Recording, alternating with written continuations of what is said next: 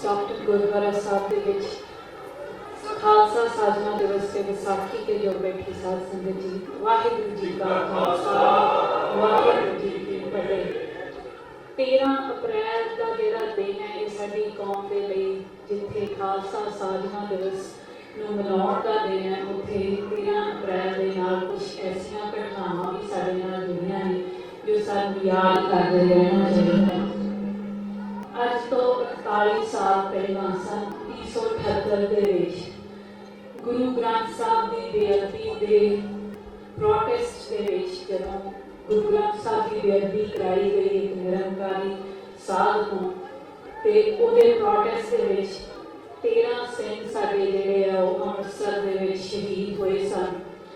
ਉਹਨਾਂ ਦੀ ਸ਼ਹਾਦਤ ਤੋਂ ਬਾਅਦ ਜੋ ਪੰਜਾਬ ਦੇ ਵਿੱਚ ਇੱਕ ਚੈਪਟਰ ਜੋ ਸਿੱਖਾਂ ਦੀ ਨਸਲਕੁਸ਼ੀ ਦਾ, ਉੱਥੋਂ ਦੀ ਸਰਕਾਰ ਨੇ ਜਿਹੜਾ ਹੈ ਉਹ ਸ਼ੁਰੂ ਕਰ ਦਿੱਤਾ ਸੀ। 1978 ਤੋਂ ਜਿਹੜੀ ਆਮੋ ਸਾਹਮਣੇ ਦੀ ਜਿਹੜੀ ਲੜਾਈ ਸੀ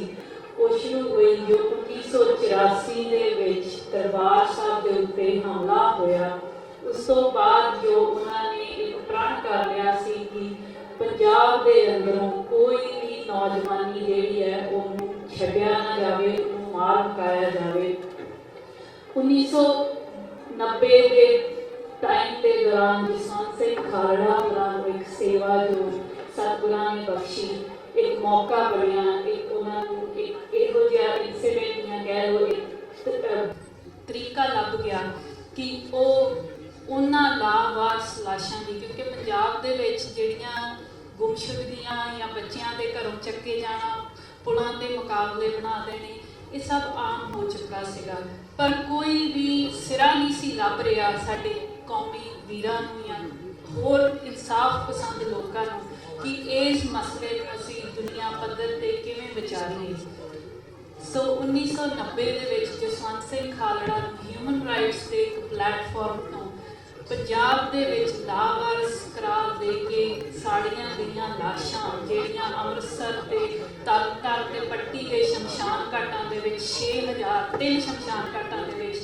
6000 ਲਾਸ਼ਾਂ ਜਿਹੜੀਆਂ ਉਹ ਲੱਭੀਆਂ, ਜਿਹੜੀਆਂ ਸਾਫ਼ ਲਿਖੀਆਂ ਪਈਆਂ ਸੀ ਕਿ ਇਹ ਲਾਸ਼ਾਂ ਸਿੱਖ ਨੌਜਵਾਨਾਂ ਦੀਆਂ ਲਾਸ਼ਾਂ ਨੇ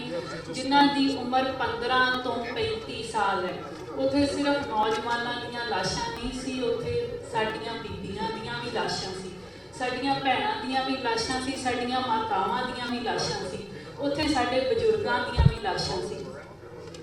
ਅੱਗੇ ਉਹਨਾਂ ਦੀ ਟੀਮ ਨੇ ਇਹ ਫੈਸਲਾ ਲਿਆ ਕਿ ਇਹ ਜਿਹੜਾ ਲਾਵਾਰਸ ਲਾਸ਼ਾਂ ਦਾ ਕੇਸ ਹੈ ਇਹਨੂੰ ਅਦਾਲਤੀ ਤੌਰ ਦੇ ਵਿੱਚ, ਜੋ ਕਾਨੂੰਨੀ ਤੌਰ ਦੇ ਵਿੱਚ ਜਾ ਕੇ ਉੱਥੋਂ ਦੀਆਂ ਅਦਾਲਤਾਂ ਦੇ ਵਿੱਚ ਕੇਸ ਕੀਤੇ ਜਾਣ।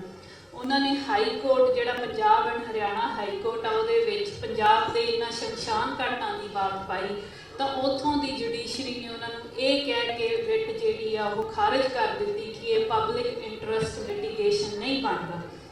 ਇਹ ਇੱਕ ਮਜ਼ਾਕ ਸੀ ਇੱਕ ਕੌਮ ਦੇ ਨਾਲ, ਇਹ ਇੱਕ ਮਜ਼ਾਕ ਸੀ ਉਹਨਾਂ ਲੋਕਾਂ ਦੇ ਨਾਲ ਜੋ ਹੋਰ ਕੁਝ ਨਹੀਂ ਸੀ ਮੰਗਦੇ, ਇੱਕ ਡੈਥ ਸਰਟੀਫਿਕੇਟ ਮੰਗਦੇ ਸੀ। ਉਸ ਤੋਂ ਬਾਅਦ ਜਦੋਂ ਉਹਨਾਂ ਪਰਿਵਾਰਾਂ ਤੱਕ ਅਪਰੋਚ ਕਰਕੇ ਜਸਵੰਤ ਸਿੰਘ ਖਾਲੜਾ ਹੋਰਾਂ ਨੇ ਸੁਪਰੀਮ ਕੋਰਟ ਤੱਕ ਵੀ ਅਪਰੋਚ ਕੀਤੀ, ਪਰ ਉਹਨਾਂ ਨੇ ਇੱਕ ਫੈਸਲਾ ਲਿਆ ਕਿ ਇਹ ਗੱਲ ਹੁਣ ਸਿਰਫ ਤੇ ਸਿਰਫ ਕਾਨੂੰਨੀ ਕਚਹਿਰੀਆਂ ਦੇ ਵਿੱਚ ਨਹੀਂ ਕਰਨੀ, ਇਹ ਗੱਲ ਜਿਹੜੀ ਹੈ ਇਹ ਲੋਕ ਕਚਹਿਰੀਆਂ ਦੇ ਵਿੱਚ ਲਿਜਾਣੀ ਬਹੁਤ ਜ਼ਰੂਰੀ ਹੈ, ਤਾਂ ਕਿ ਦੁਨੀਆ ਦੇ ਵਿੱਚ ਇਨਸਾਫ ਪਸੰਦ ਲੋਕ, ਮਨੁੱਖੀ ਹੱਕਾਂ ਦੀਆਂ ਕਦਰਾਂ ਕੀਮਤਾਂ ਨੂੰ ਸਮਝਣ ਵਾਲੇ ਲੋਕਾਂ ਨੂੰ ਪਤਾ ਲੱਗ ਸਕੇ ਕਿ ਜੋ ਲੋਕ ਆਪਣੇ ਆਪ ਨੂੰ ਸੱਤਵਾਦੀ ਕਹਿੰਦੇ ਆ ਤੇ ਸਾਨੂੰ ਅੱਤਵਾਦੀ ਕਹਿੰਦੇ ਆ, ਉਹਨਾਂ ਦਾ ਚਿਹਰਾ ਅਸੀਂ ਨੰਗਾ ਕਰ ਸਕੀਏ। ਉਹ ਕੈਨੇਡਾ ਦੀ ਧਰਤੀ ਦੇ ਵਿੱਚ ਆਏ ਸੀ, ਉਹਨਾਂ ਦੀ ਜਿਹੜੀ ਉਹ ਸਪੀਚ ਆ ਉਹਦੇ ਵਿੱਚ ਉਹਨਾਂ ਨੇ ਇਹ ਗੱਲ ਕਹੀ ਹੈ ਕਿ ਇਹ ਸਿਰਫ ਤੇ ਸਿਰਫ ਉਹਨਾਂ ਲਾਸ਼ਾਂ ਦਾ ਮਸਲਾ ਨਹੀਂ ਹੈ, ਇਹ ਸਿਰਫ ਤੇ ਸਿਰਫ ਉਹਨਾਂ ਪਰਿਵਾਰਾਂ ਦਾ ਮਸਲਾ ਨਹੀਂ ਹੈ, ਇਹ ਦੁਨੀਆ ਦੀ ਮਾਨਵਤਾ ਦਾ ਮਸਲਾ ਹੈ। ਸੋ ਜੇ ਤੁਸੀਂ ਦੁਨੀਆ ਦੀ ਮਾਨਵਤਾ ਦੇ ਰਾਖੀ ਲਈ ਬਣੇ ਹੋ, ਖਾਲਸੇ ਨੂੰ ਮਨੁੱਖੀ ਅਧਿਕਾਰਾਂ ਦੇ ਰਾਖੀ ਲਈ ਸਾਜਿਆ ਗਿਆ ਸੀ, ਜੇ ਦੁਨੀਆ ਦੇ ਮਨੁੱਖੀ ਅਧਿਕਾਰਾਂ ਦੀ ਰਾਖੀ ਲਈ ਸਾਜਿਆ ਗਿਆ ਸੀ, ਤੇ ਜੇ ਅੱਜ ਤੁਸੀਂ ਆਪਣੇ ਮਨੁੱਖੀ ਅਧਿਕਾਰਾਂ ਦੀ ਗੱਲ ਨਾ ਕਰ ਸਕੇ, ਆਪਣੇ ਮਨੁੱਖੀ ਅਧਿਕਾਰਾਂ ਦੀ ਜਿਹੜੀ ਆਵਾਜ਼ ਨਾ ਚੁੱਕ ਸਕੇ, ਤਾਂ ਤੁਸੀਂ ਖਾਲਸੇ ਦੀ ਡੈਫੀਨੇਸ਼ਨ ਕਿਤੇ ਨਹੀਂ ਦੇ ਸਕੋਗੇ। 13 ਅਪ੍ਰੈਲ ਦਾ ਇੱਕ ਹੋਰ ਜਿਹੜਾ ਸਾਕਾ ਹੈ, ਉਹ ਉੱਥੋਂ ਦੀ ਧਰਤੀ ਤੇ ਜਲਿਆਂਵਾਲੇ ਬਾਗ ਦੀ ਅੱਜ ਜਿਹੜੀ ਹੈ ਗੱਲ ਅੱਜ ਵੀ ਬਹੁਤ ਜ਼ਿਆਦਾ ਉੱਥੇ ਵਿਚਾਰ ਦੇ ਵਿੱਚ ਚੱਲ ਰਹੀ ਹੈ ਕਿ ਉੱਥੋਂ ਦੀਆਂ ਪਾਰਟੀਆਂ, ਉੱਥੋਂ ਦੇ ਜਿਹੜੇ ਹਾਕਮ ਧਿਰ ਨੇ ਅੱਜ ਬ੍ਰਿਟਿਸ਼ ਸਰਕਾਰ ਤੋਂ ਜਿਹੜੀ ਹੈ ਉਹ ਮਾਫੀ ਮੰਗਣ ਦੀ ਅਪੀਲ ਕਰ ਰਹੇ ਨੇ ਜਲਿਆਂਵਾਲੇ ਬਾਗ ਦੇ ਸਾਕੇ ਦੀ। ਪਰ ਉਹੀ ਜਿਹੜੇ ਅੱਜ ਇਸ ਗੱਲ ਦੀ ਅਪੀਲ ਕਰ ਰਹੇ ਨੇ, ਉਹੀ ਪਾਰਟੀਆਂ, ਉਹੀ ਸਿਆਸੀ ਧਿਰਾਂ ਜਿਹੜੀਆਂ ਕੁਝ ਕਦਮਾਂ ਤੇ ਦੂਰ ਉੱਥੋਂ ਹਜ਼ਾਰਾਂ ਬੱਤੀ ਜਿਹੜੇ ਜੂਨ 1984 ਦੇ ਵਿੱਚ ਦਰਬਾਰ ਸਾਹਿਬ ਦੇ ਉੱਤੇ ਟੈਂਕਾਂ ਤੋਪਾਂ ਦੇ ਨਾਲ ਹਮਲਾ ਕਰਨ ਤੇ ਇੱਕ ਵਾਰ ਵੀ ਸ਼ਰਮਸਾਰ ਵੀ ਨਹੀਂ ਹੋਏ। ਅੱਜ ਪੰਜਾਬ ਦੇ ਵਿੱਚੋਂ ਜਿਹੜਾ ਹੈ ਉਹ ਸਾਡੇ ਸਿੱਖ ਕੌਮ ਦੇ ਮਸਲੇ ਜਾਂ ਪੰਜਾਬ ਦੇ ਆਪਣੇ ਮਸਲੇ, ਉਹਨਾਂ ਨੂੰ ਇਹਨਾਂ ਦੋ ਹਾਕਮ ਧਿਰਾਂ ਨੇ ਬਿਲਕੁਲ ਖਤਮ ਕਰ ਦਿੱਤਾ ਹੈ। ਸੋ ਇਹ ਫੈਸਲਾ ਕਿ ਅੱਜ ਲੋਕ ਕਚਹਿਰੀ ਦੇ ਵਿੱਚ, ਕਿਉਂਕਿ ਲੜਾਈ ਬਹੁਤ ਲੰਬੀ ਹੈ ਸਾਡੀ, ਜੇ ਅਸੀਂ ਮਨੁੱਖੀ ਹੱਕਾਂ ਦੀ ਗੱਲ ਕਰਦੇ ਹਾਂ, ਮਨੁੱਖੀ ਹੱਕਾਂ ਦਾ ਪਲੇਟਫਾਰਮ ਬਹੁਤ ਵੱਡਾ ਹੈ ਤੇ ਲੜਾਈ ਹਰ ਪੱਖੋਂ ਸਾਨੂੰ ਦੇਣੀ ਪੈਣੀ ਹੈ। ਪਰ ਜੇ ਅੱਜ ਅਸੀਂ ਲੋਕ ਕਚਹਿਰੀ ਦੇ ਵਿੱਚ ਜਾ ਕੇ ਇਸ ਮੁੱਦੇ ਨੂੰ ਦੁਬਾਰਾ ਉਭਾਰਨਾ ਚਾਹੁੰਦੇ ਹਾਂ, ਕਿਉਂਕਿ ਪੰਜਾਬ ਦੇ ਵਿੱਚੋਂ ਸਿੱਖ ਨਸਲਕੁਸ਼ੀ ਦਾ ਮੁੱਦਾ ਜਿਹੜਾ ਉਹ ਬਿਲਕੁਲ ਖਤਮ ਕਰ ਦਿੱਤਾ ਗਿਆ ਸੀ, ਤੇ ਇਹ ਫੈਸਲਾ ਸਾਡੇ ਪਰਿਵਾਰ ਨੇ ਹੁਣ ਲਿਆ ਕਿ ਜੇ ਅਸੀਂ ਪੰਜਾਬ ਦੇ ਵਿੱਚੋਂ ਸਿੱਖ ਕੌਮ ਦੀ ਨਸਲਕੁਸ਼ੀ, ਪੰਜਾਬ ਦੇ ਵਿੱਚ ਹੋਏ ਮਨੁੱਖੀ ਹੱਕਾਂ ਦੇ ਘਾਣ, ਦਰਬਾਰ ਸਾਹਿਬ ਦੇ ਉੱਤੇ ਹੋਏ ਫੌਜੀ ਹਮਲੇ ਦੀ ਅੱਜ ਤੱਕ ਵੀ ਕੋਈ ਇਨਕੁਆਇਰੀ ਨਾ ਕਰਨ ਦੀ ਆਵਾਜ਼ ਉੱਠਣ ਤੇ ਜੇ ਇਹ ਅੱਜ ਅਸੀਂ ਆਪ ਇਸ ਮੈਦਾਨ 'ਚ ਨਾ ਕੁੱਦੇ, ਤਾਂ ਫਿਰ ਸ਼ਾਇਦ ਇਸ ਤੋਂ ਬਾਅਦ ਅਸੀਂ ਪੰਜਾਬ ਦੇ ਵਿੱਚ ਇਹ ਮੁੱਦਿਆਂ ਦੀ ਗੱਲ ਨਹੀਂ ਕਰ ਸਕਾਂਗੇ। ਸੋ ਅੱਜ ਜੇ ਅਸੀਂ ਦੋ ਹਾਕਮ ਧਿਰਾਂ ਦੀ ਗੱਲ ਕਰਦੇ ਹਾਂ, ਇੱਕ ਪਾਸੇ ਉਹ ਧਿਰ ਹੈ ਜਿਹਨੇ ਦਰਬਾਰ ਸਾਹਿਬ ਦੇ ਉੱਤੇ ਸਿੱਧਾ ਹਮਲਾ ਕਰਾਇਆ ਸੀ, ਤੇ ਇੱਕ ਪਾਸੇ ਉਹ ਧਿਰ ਹੈ ਜਿਨ੍ਹਾਂ ਨੇ ਅਸਿੱਧੇ ਤੌਰ ਤੇ ਉਹਨਾਂ ਦੀ ਮਦਦ ਕੀਤੀ ਸੀ, ਤੇ ਉਹ ਧਿਰ ਉਸ ਤੋਂ ਬਾਅਦ ਇੱਥੋਂ ਤੱਕ ਆ ਗਈ ਕਿ ਉਹਨਾਂ ਨੇ ਗੁਰੂ ਗ੍ਰੰਥ ਸਾਹਿਬ ਦੀ ਜਿਹੜੀ ਆ ਉਹ ਬੇਅਦਬੀ ਕਰਵਾਈ। ਬਾਈਬਲ ਕਲਾਂ ਦੇ ਵਿੱਚ ਜੋ ਕੁਝ ਹੋਇਆ, ਉਸ ਧਿਰ ਨੇ ਜੋ ਕੀਤਾ, ਅੱਜ ਅਕਾਲੀ ਦਲ ਬਾਦਲ ਜਿਹੜਾ ਹੈ ਉਹ ਸਾਰੇ ਚੀਜ਼ ਲਈ ਜਿਹੜਾ ਹੈ ਜ਼ਿੰਮੇਵਾਰ ਹੈ। ਅੱਜ ਪੰਜਾਬ ਦੇ ਵਿੱਚ ਫੈਸਲਾ ਅਸੀਂ ਸਾਰਿਆਂ ਨੇ ਕਰਨਾ ਹੈ ਕਿ ਪੰਥ ਜਿਹੜਾ ਹੈ ਉਹ ਕਿੱਧਰ ਖੜਾ ਹੈ। ਉਹਨਾਂ ਲੋਕਾਂ ਨਾਲ ਜਿਨ੍ਹਾਂ ਨੇ ਦਰਬਾਰ ਸਾਹਿਬ ਦੇ ਉੱਤੇ ਹਮਲਾ ਕਰਾਇਆ, ਜਾਂ ਉਹਨਾਂ ਲੋਕਾਂ ਨਾਲ ਜਿਨ੍ਹਾਂ ਨੇ ਗੁਰੂ ਗ੍ਰੰਥ ਸਾਹਿਬ ਦੀ ਬੇਅਦਬੀ ਕਰਾਈ, ਜਾਂ ਫਿਰ ਉਸ ਮਨੁੱਖੀ ਹੱਕਾਂ ਦੇ ਪੈਰੋਕਾਰਾਂ ਦੇ ਨਾਲ, ਜਾਂ ਉਸ ਸਿਧਾਂਤ ਦੇ ਨਾਲ, ਕਿਉਂਕਿ ਇਹ ਲੜਾਈ ਸਾਡੀ ਪਰਸਨਲ ਨਹੀਂ ਹੈ। ਅਸੀਂ ਇਹ ਲੜਾਈ ਜੇ ਜਸਵੰਤ ਸਿੰਘ ਖਾਲੜਾ ਦੇ ਕੇਸ ਤੱਕ ਸੀਮਤ ਹੁੰਦੀ, ਉਹ ਕੇਸ ਅਸੀਂ ਲੜ ਚੁੱਕੇ ਹਾਂ, ਅਸੀਂ ਖਤਮ ਕਰ ਚੁੱਕੇ ਹਾਂ। ਪਰ ਇਹ ਲੜਾਈ ਸਿਰਫ ਇੱਕ ਲਾਸ਼ ਦੀ ਨਹੀਂ, ਇਹ ਲੜਾਈ ਜਿਹੜੀ ਹੈ ਮਾਨਵਤਾ ਦੀ ਹੈ, ਮਨੁੱਖੀ ਹੱਕਾਂ ਦੀ ਹੈ। ਸੋ ਮੈਂ ਅੱਜ ਸੰਗਤ ਨੂੰ ਇਹ ਅਪੀਲ ਕਰਨਾ ਚਾਹੁੰਦੀ ਹਾਂ ਕਿ ਤੁਸੀਂ ਸਾਰੇ ਉੱਥੋਂ ਪਿੱਛੋਂ ਆਪਣੇ ਪੰਜਾਬ ਦੇ ਕਿਸੇ ਨਾ ਕਿਸੇ ਇਲਾਕੇ ਤੋਂ ਆਏ ਹੋ। ਪੰਜਾਬ ਦੇ ਵਿੱਚ ਜੋ ਅੱਜ ਹਾਲਾਤ ਬਣ ਚੁੱਕੇ ਨੇ, ਜੋ ਇਹ ਸਿਆਸੀ ਸਮੀਕਰਨ ਹੈ, ਜਿਹੜਾ ਇੱਕ ਪੋਲੀਟੀਕਲ ਸਟੇਜ ਜਿਹੜਾ ਦੋ ਪਰਿਵਾਰਾਂ ਦੇ ਵਿੱਚ ਫਰੈਂਡਲੀ ਮੈਚ ਚੱਲਦੇ ਨੇ, ਉਹਨੂੰ ਖਤਮ ਕਰਨ ਲਈ, ਪੰਜਾਬ ਦੇ ਵਿੱਚ ਮੁੜ ਮੁੱਦਿਆਂ ਦੀ ਰਾਜਨੀਤੀ ਨੂੰ ਸ਼ੁਰੂ ਕਰਨ ਦੇ ਲਈ ਤੁਸੀਂ ਪਾਰਟੀਬਾਜ਼ੀ ਜਾਂ ਕਿਸੇ ਹੋਰ ਆਪਦੇ ਅਲਾਇੰਸ ਤੋਂ ਉੱਤੇ ਉੱਠ ਕੇ ਉਹਨਾਂ ਉਮੀਦਵਾਰਾਂ ਨੂੰ ਚੁਣੋ ਜਿਹੜੇ ਦਿੱਲੀ ਦੀ ਪਾਰਲੀਮੈਂਟ ਦੇ ਵਿੱਚ ਜਾ ਕੇ ਪੰਜਾਬ ਦਾ ਮਸਲਾ ਤੇ ਸਿੱਖਾਂ ਦਾ ਮਸਲਾ ਜਿਹੜਾ ਹੈ ਉਹ ਉੱਥੇ ਇੱਕ ਸਿੰਬੋਲਿਕ ਮੈਸੇਜ ਜਿਹੜਾ ਹੈ ਉੱਥੇ ਪਹੁੰਚਾ ਸਕਣ। ਸਾਡਾ ਜਿਹੜਾ ਲੜਾਈ ਦਾ ਇੱਕ ਪੜਾਅ ਹੈ, ਇਹ ਜਿਹੜਾ ਇਲੈਕਸ਼ਨ ਲੜਨੀ, ਹਾਰ ਜਿੱਤ ਜਿਹੜੀ ਆ ਉਹ ਸਤਿਗੁਰਾਂ ਦੇ ਹੱਥ ਦੇ ਵਿੱਚ ਹੈ। ਅਸੀਂ ਕਦੀ ਵੀ ਜਿੱਤ ਦੇ ਦਾਅਵੇ ਨਹੀਂ ਕਰਦੇ, ਪਰ ਅਸੀਂ ਇਹ ਫੈਸਲਾ ਜਿਹੜਾ, ਕਿਉਂਕਿ ਇਸ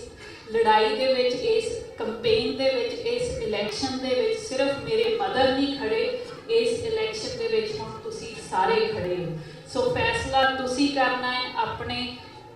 ਸਕੇ ਸੰਬੰਧੀਆਂ ਨੂੰ ਇਹ ਮੈਸੇਜ ਜ਼ਰੂਰ ਦਿਓ ਕਿ ਅੱਜ ਪੰਜਾਬ ਦੀ ਅਣਖ ਦਾ ਸਵਾਲ ਹੈ ਤੇ ਅਣਖ ਵਾਲੇ ਪੰਜਾਬੀ ਅੱਜ ਕਿਸ ਪਾਸੇ ਖੜਨਗੇ। ਮੈਂ ਇੰਨਾ ਹੀ ਕਹਿੰਦੀ ਹੋਈ ਜੀ ਖਿਮਾ ਦੀ ਇਜਾਜ਼ਤ ਹਾਂ। ਵਾਹਿਗੁਰੂ ਜੀ ਕਾ ਖਾਲਸਾ, ਵਾਹਿਗੁਰੂ ਜੀ ਕੀ ਫਤਿਹ।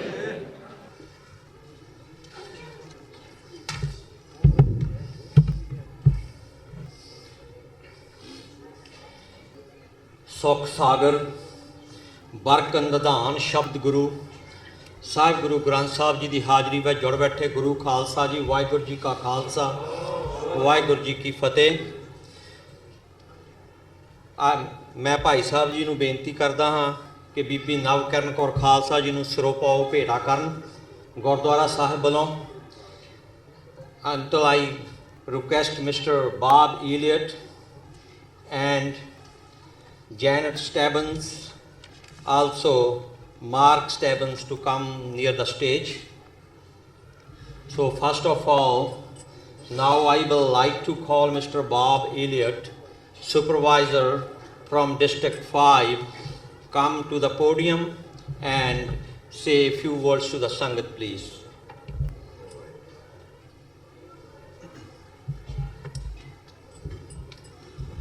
Thank you, and good evening, ladies and gentlemen. Sun City Yakal. It's a real pleasure for me to be here tonight representing the Board of Supervisors. I'm Bob Elliott, County Supervisor, District 5.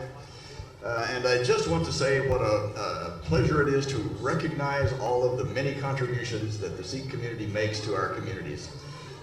You make us better in so many ways. Contributing in many different professions, the trucking industry, the medical professions, agriculture, so many ways that you make our communities better, and we are greatly appreciative of all of the contributions you make. So at this time, it's my pleasure to present a Board of Supervisors Special Certificate of Recognition to the Pacific Coast Khalsa Diwan Society in honor of your 21st anniversary celebration of the 321st anniversary of the establishment of the Khalsa Panth by the 10th Guru, Sri Guru Gobind Singh Ji. Congratulations on this day of celebration.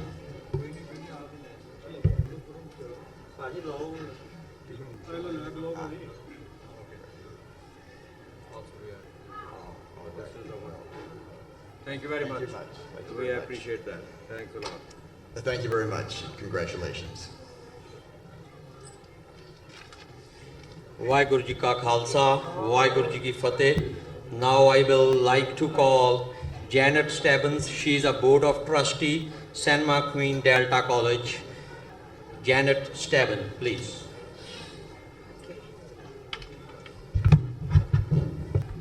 Thank you for inviting me, and I bring you greetings from San Joaquin Delta College. I am the representative for this area. It's Area 1, so I am fortunate and honored to have the temple in my district. I also wrote the information Tuesday night concerning bringing the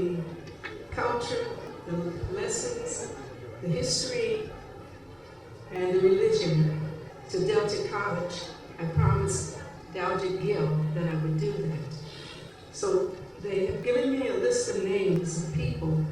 for you to contact, and I will take this history back to them and encourage them to incorporate the history, the culture, the languages that I've learned here tonight. Thank you.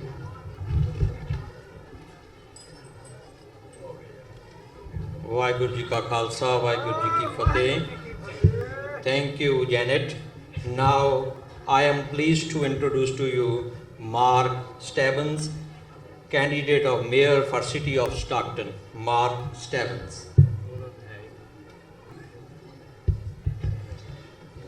Good evening. I'm so happy to be here, as we have been many times before,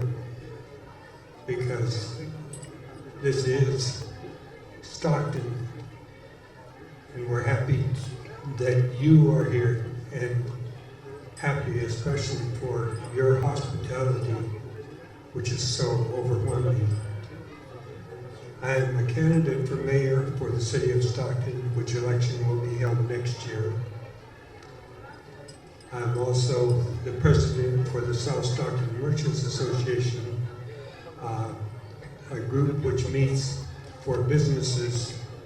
in this area as well as the community to improve the area of South Stockton. So thank you very much.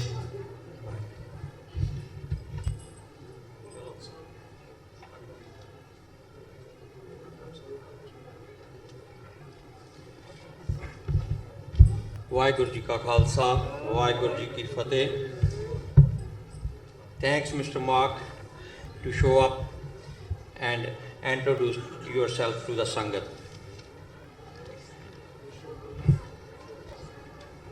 ਹੁਣ ਮੈਂ ਗੁਰੂ ਪਿਆਰੇ ਖਾਲਸਾ ਸਾਧ ਸੰਗਤ ਜੀ ਸਾਡੇ ਵਿੱਚ doctor Amarjit Singh ji Khalistan fair centre ਵਾਲੇ ਆਏ ਹੋਏ ਹਨ ਉਹਨਾਂ ਨੂੰ ਬੇਨਤੀ ਕਰਦਾ ਹਾਂ ਕਿ 10 ਕੁ ਮਿੰਟ ਲਈ ਆ ਜਾਣ ਸਟੇਜ ਦੇ ਉੱਪਰ ਸੰਗਤਾਂ ਦੇ ਨਾਲ ਆਪਣੇ ਵਿਚਾਰ ਸਾਂਝੇ ਕਰਨ ਦੇ ਲਈ ਜਦ ਤੱਕ ਮੈਂ ਇੱਕ ਵਾਰੀ ਫੇਰ ਦੁਬਾਰਾ ਪਹਿਲਾਂ ਵੀ ਕਿੰਨੀ ਵਾਰੀ ਅਨਾਉਂਸ ਕੀਤਾ ਫੇਰ ਅਨਾਉਂਸ ਕਰ ਦਿੰਦਾ ਹੈ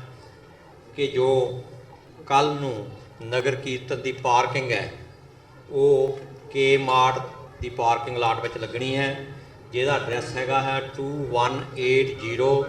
ਈਸਟ ਮੈਰੀਪੋਸਾ ਸਟਰੀਟ ਸਟਾਕਟਨ 95205 ਉੱਥੋਂ 10 ਬੱਸਾਂ ਸਾਰਾ ਦਿਨ ਸੰਗਤਾਂ ਨੂੰ ਲੈ ਕੇ ਆਉਣ ਤੇ ਲੈ ਕੇ ਜਾਣ ਦੀ ਸੇਵਾ ਕਰਨਗੀਆਂ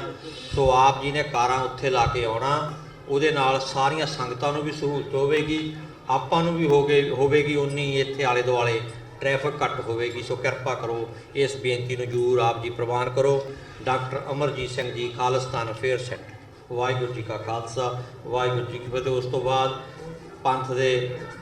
ਮਹਾ ਸੰਗੀਤਚਾਰੀਆ ਭਾਈ ਇੰਦਰਜੀਤ ਸਿੰਘ ਜੀ ਨੇ ਆਪ ਜੀ ਨੂੰ ਕੀਰਤਨ ਨਾਲ ਨਿਹਾਲ ਕਰਨਾ ਹੈ ਜੀ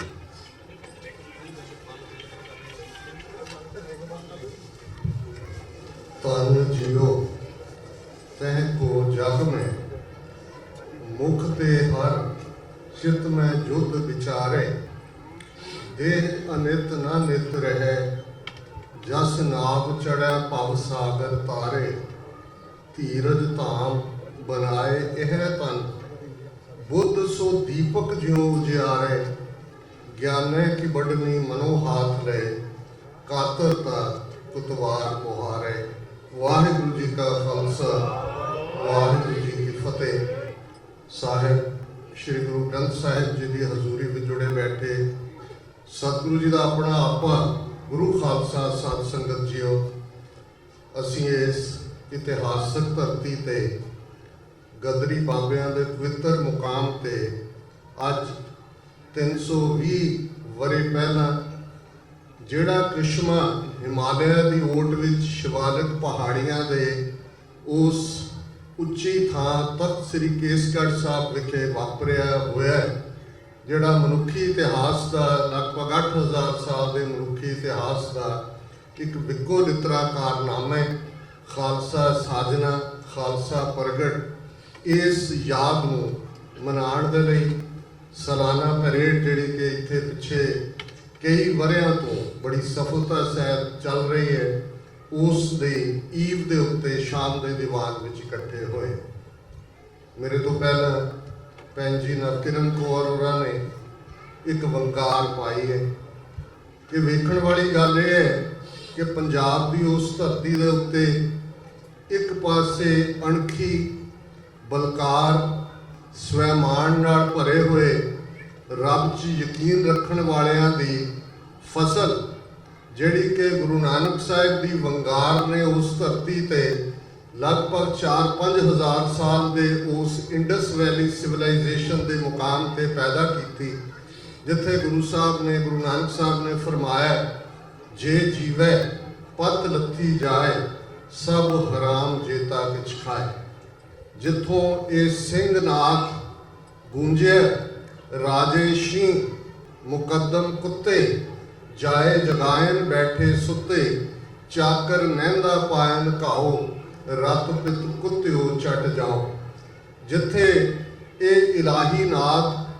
ਸਪਿਰਿਚੁਅਲਿਟੀ ਦੇ ਪੀਰੀ ਦੇ ਰਸਤੇ ਤੇ ਤੁਰਨ ਵਾਲਿਆਂ ਦੇ ਕੰਨਾਂ ਵਿੱਚ ਪਿਆ ਸੱਚ ਕੀ ਬਾਣੀ ਨਾਨਕ ਆਖੇ ਸੱਚ ਸੁਣਾਏ ਸੀ ਸੱਚ ਕੀ ਬੇਲ 230 ਵਰੇ 1469 ਈਸਵੀ ਤੋਂ ਲੈ ਕੇ ਇਹ 2019 ਦਾ ਸਾਲ ਗੁਰੂ ਨਾਨਕ ਸਾਹਿਬ ਦੇ ਪ੍ਰਕਾਸ਼ ਦੀ 550ਵੀਂ ਯਾਦ ਵੀ ਹੈ। 230 ਵਰੇ ਉਸ ਧਰਤੀ ਤੇ ਗੁਰੂ ਸਾਹਿਬ ਨੇ ਉਸ ਮਨੁੱਖ ਨੂੰ ਸਿਰਜਿਆ ਜਿਸ ਨੂੰ ਤਹਿਜ਼ੀਬ ਦਿੱਤੀ, ਜਿਸ ਨੂੰ ਲੈਂਗੁਏਜ ਦਿੱਤੀ। ਗੁਰਮੁਖੀ ਪੰਜਾਬੀ ਦੇ ਅੰਦਰ ਸੰਸਕ੍ਰਿਤ ਦੇ ਬ੍ਰਾਹਮਣਵਾਦ ਦੇ ਡੋਮੀਨੈਂਟ ਪਾਰਟ ਨੂੰ ਚੈਲੰਜ ਕੀਤਾ ਹੈ,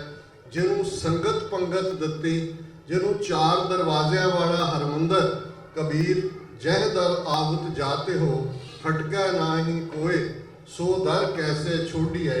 ਜੋ ਦਰ ਐਸਾ ਹੋਏ। ਫਿਰ ਉਸ ਹਰਮੰਦਰ ਤੋਂ 84 ਕਦਮਾਂ ਦੀ ਵਿੱਥ ਤੇ ਦਿੱਲੀ ਤਖਤ ਤੋਂ 2 ਫੁੱਟ ਉੱਚਾ ਤਖਤ ਅਕਾਲ ਤੇ ਪਹਿਲਾ ਹੁਕਮਨਾਮਾ ਉਸ ਤਖਤ ਅਕਾਲ ਦਾ ਵਧੀਆ ਜਵਾਨੀ, ਵਧੀਆ ਘੋੜਾ, ਵਧੀਆ ਸ਼ਸਤਰ। ਤੇ ਉਸ ਤਹਿਜ਼ੀਬ ਦੇ ਵਿੱਚ ਐਨਵਾਇਰਨਮੈਂਟ ਦੀ ਥਾਂ ਵੀ ਸੀ। ਜਦੋਂ ਅਸੀਂ 7ਵੇਂ ਪਾਤਸ਼ਾਹ ਗੁਰੂ ਹਰਿਰਾਏ ਸਾਹਿਬ ਦੇ ਜੀਵਨ ਵੱਲ ਦੇਖਦੇ ਹਾਂ ਤੇ ਕੀਰਤਪੁਰ ਦਾ ਸ਼ਹਿਰ city of gardens, city of zoo, city of ਮੈਡੀਸੀਨੀਅਲ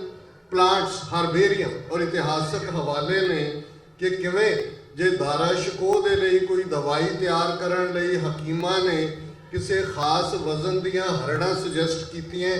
Bharat ਭਰ 'ਚ ਕਿਤੇ ਨਹੀਂ ਮਿਲਦੀਆਂ, ਉਹ ਕੀਰਤਪੁਰ ਸਾਹਿਬ ਤੋਂ ਜਿਹੜੇ ਆ ਉਹਨਾਂ ਨੂੰ ਪ੍ਰਾਪਤ ਹੁੰਦੀਆਂ ਨੇ। 8ਵੇਂ ਪਾਤਸ਼ਾਹ ਜਿਨ੍ਹਾਂ ਨੇ ਚੈਲੰਜ ਕੀਤਾ ਦਿੱਲੀ 'ਚ ਜਾ ਕੇ। ਬਹੁਤ ਵਾਰ ਅਸੀਂ ਜਿਹੜੇ ਹਿਊਮੈਨਿਟੇਰੀਅਨ ਫੈਕਟਰ ਨੇ ਉਹਨਾਂ ਨੂੰ ਇਗਨੋਰ ਕਰਦੇ ਹਾਂ। ਸਾਨੂੰ ਪਤਾ ਹੈ ਜਦੋਂ ਐਪੀਡੈਮਿਕ ਹੁੰਦਾ ਹੈ, ਮਹਾਮਾਰੀ ਫੈਲਦੀ ਹੈ, ਲੋਕ ਸ਼ਹਿਰ ਛੱਡ ਕੇ ਦੌੜਦੇ ਨੇ।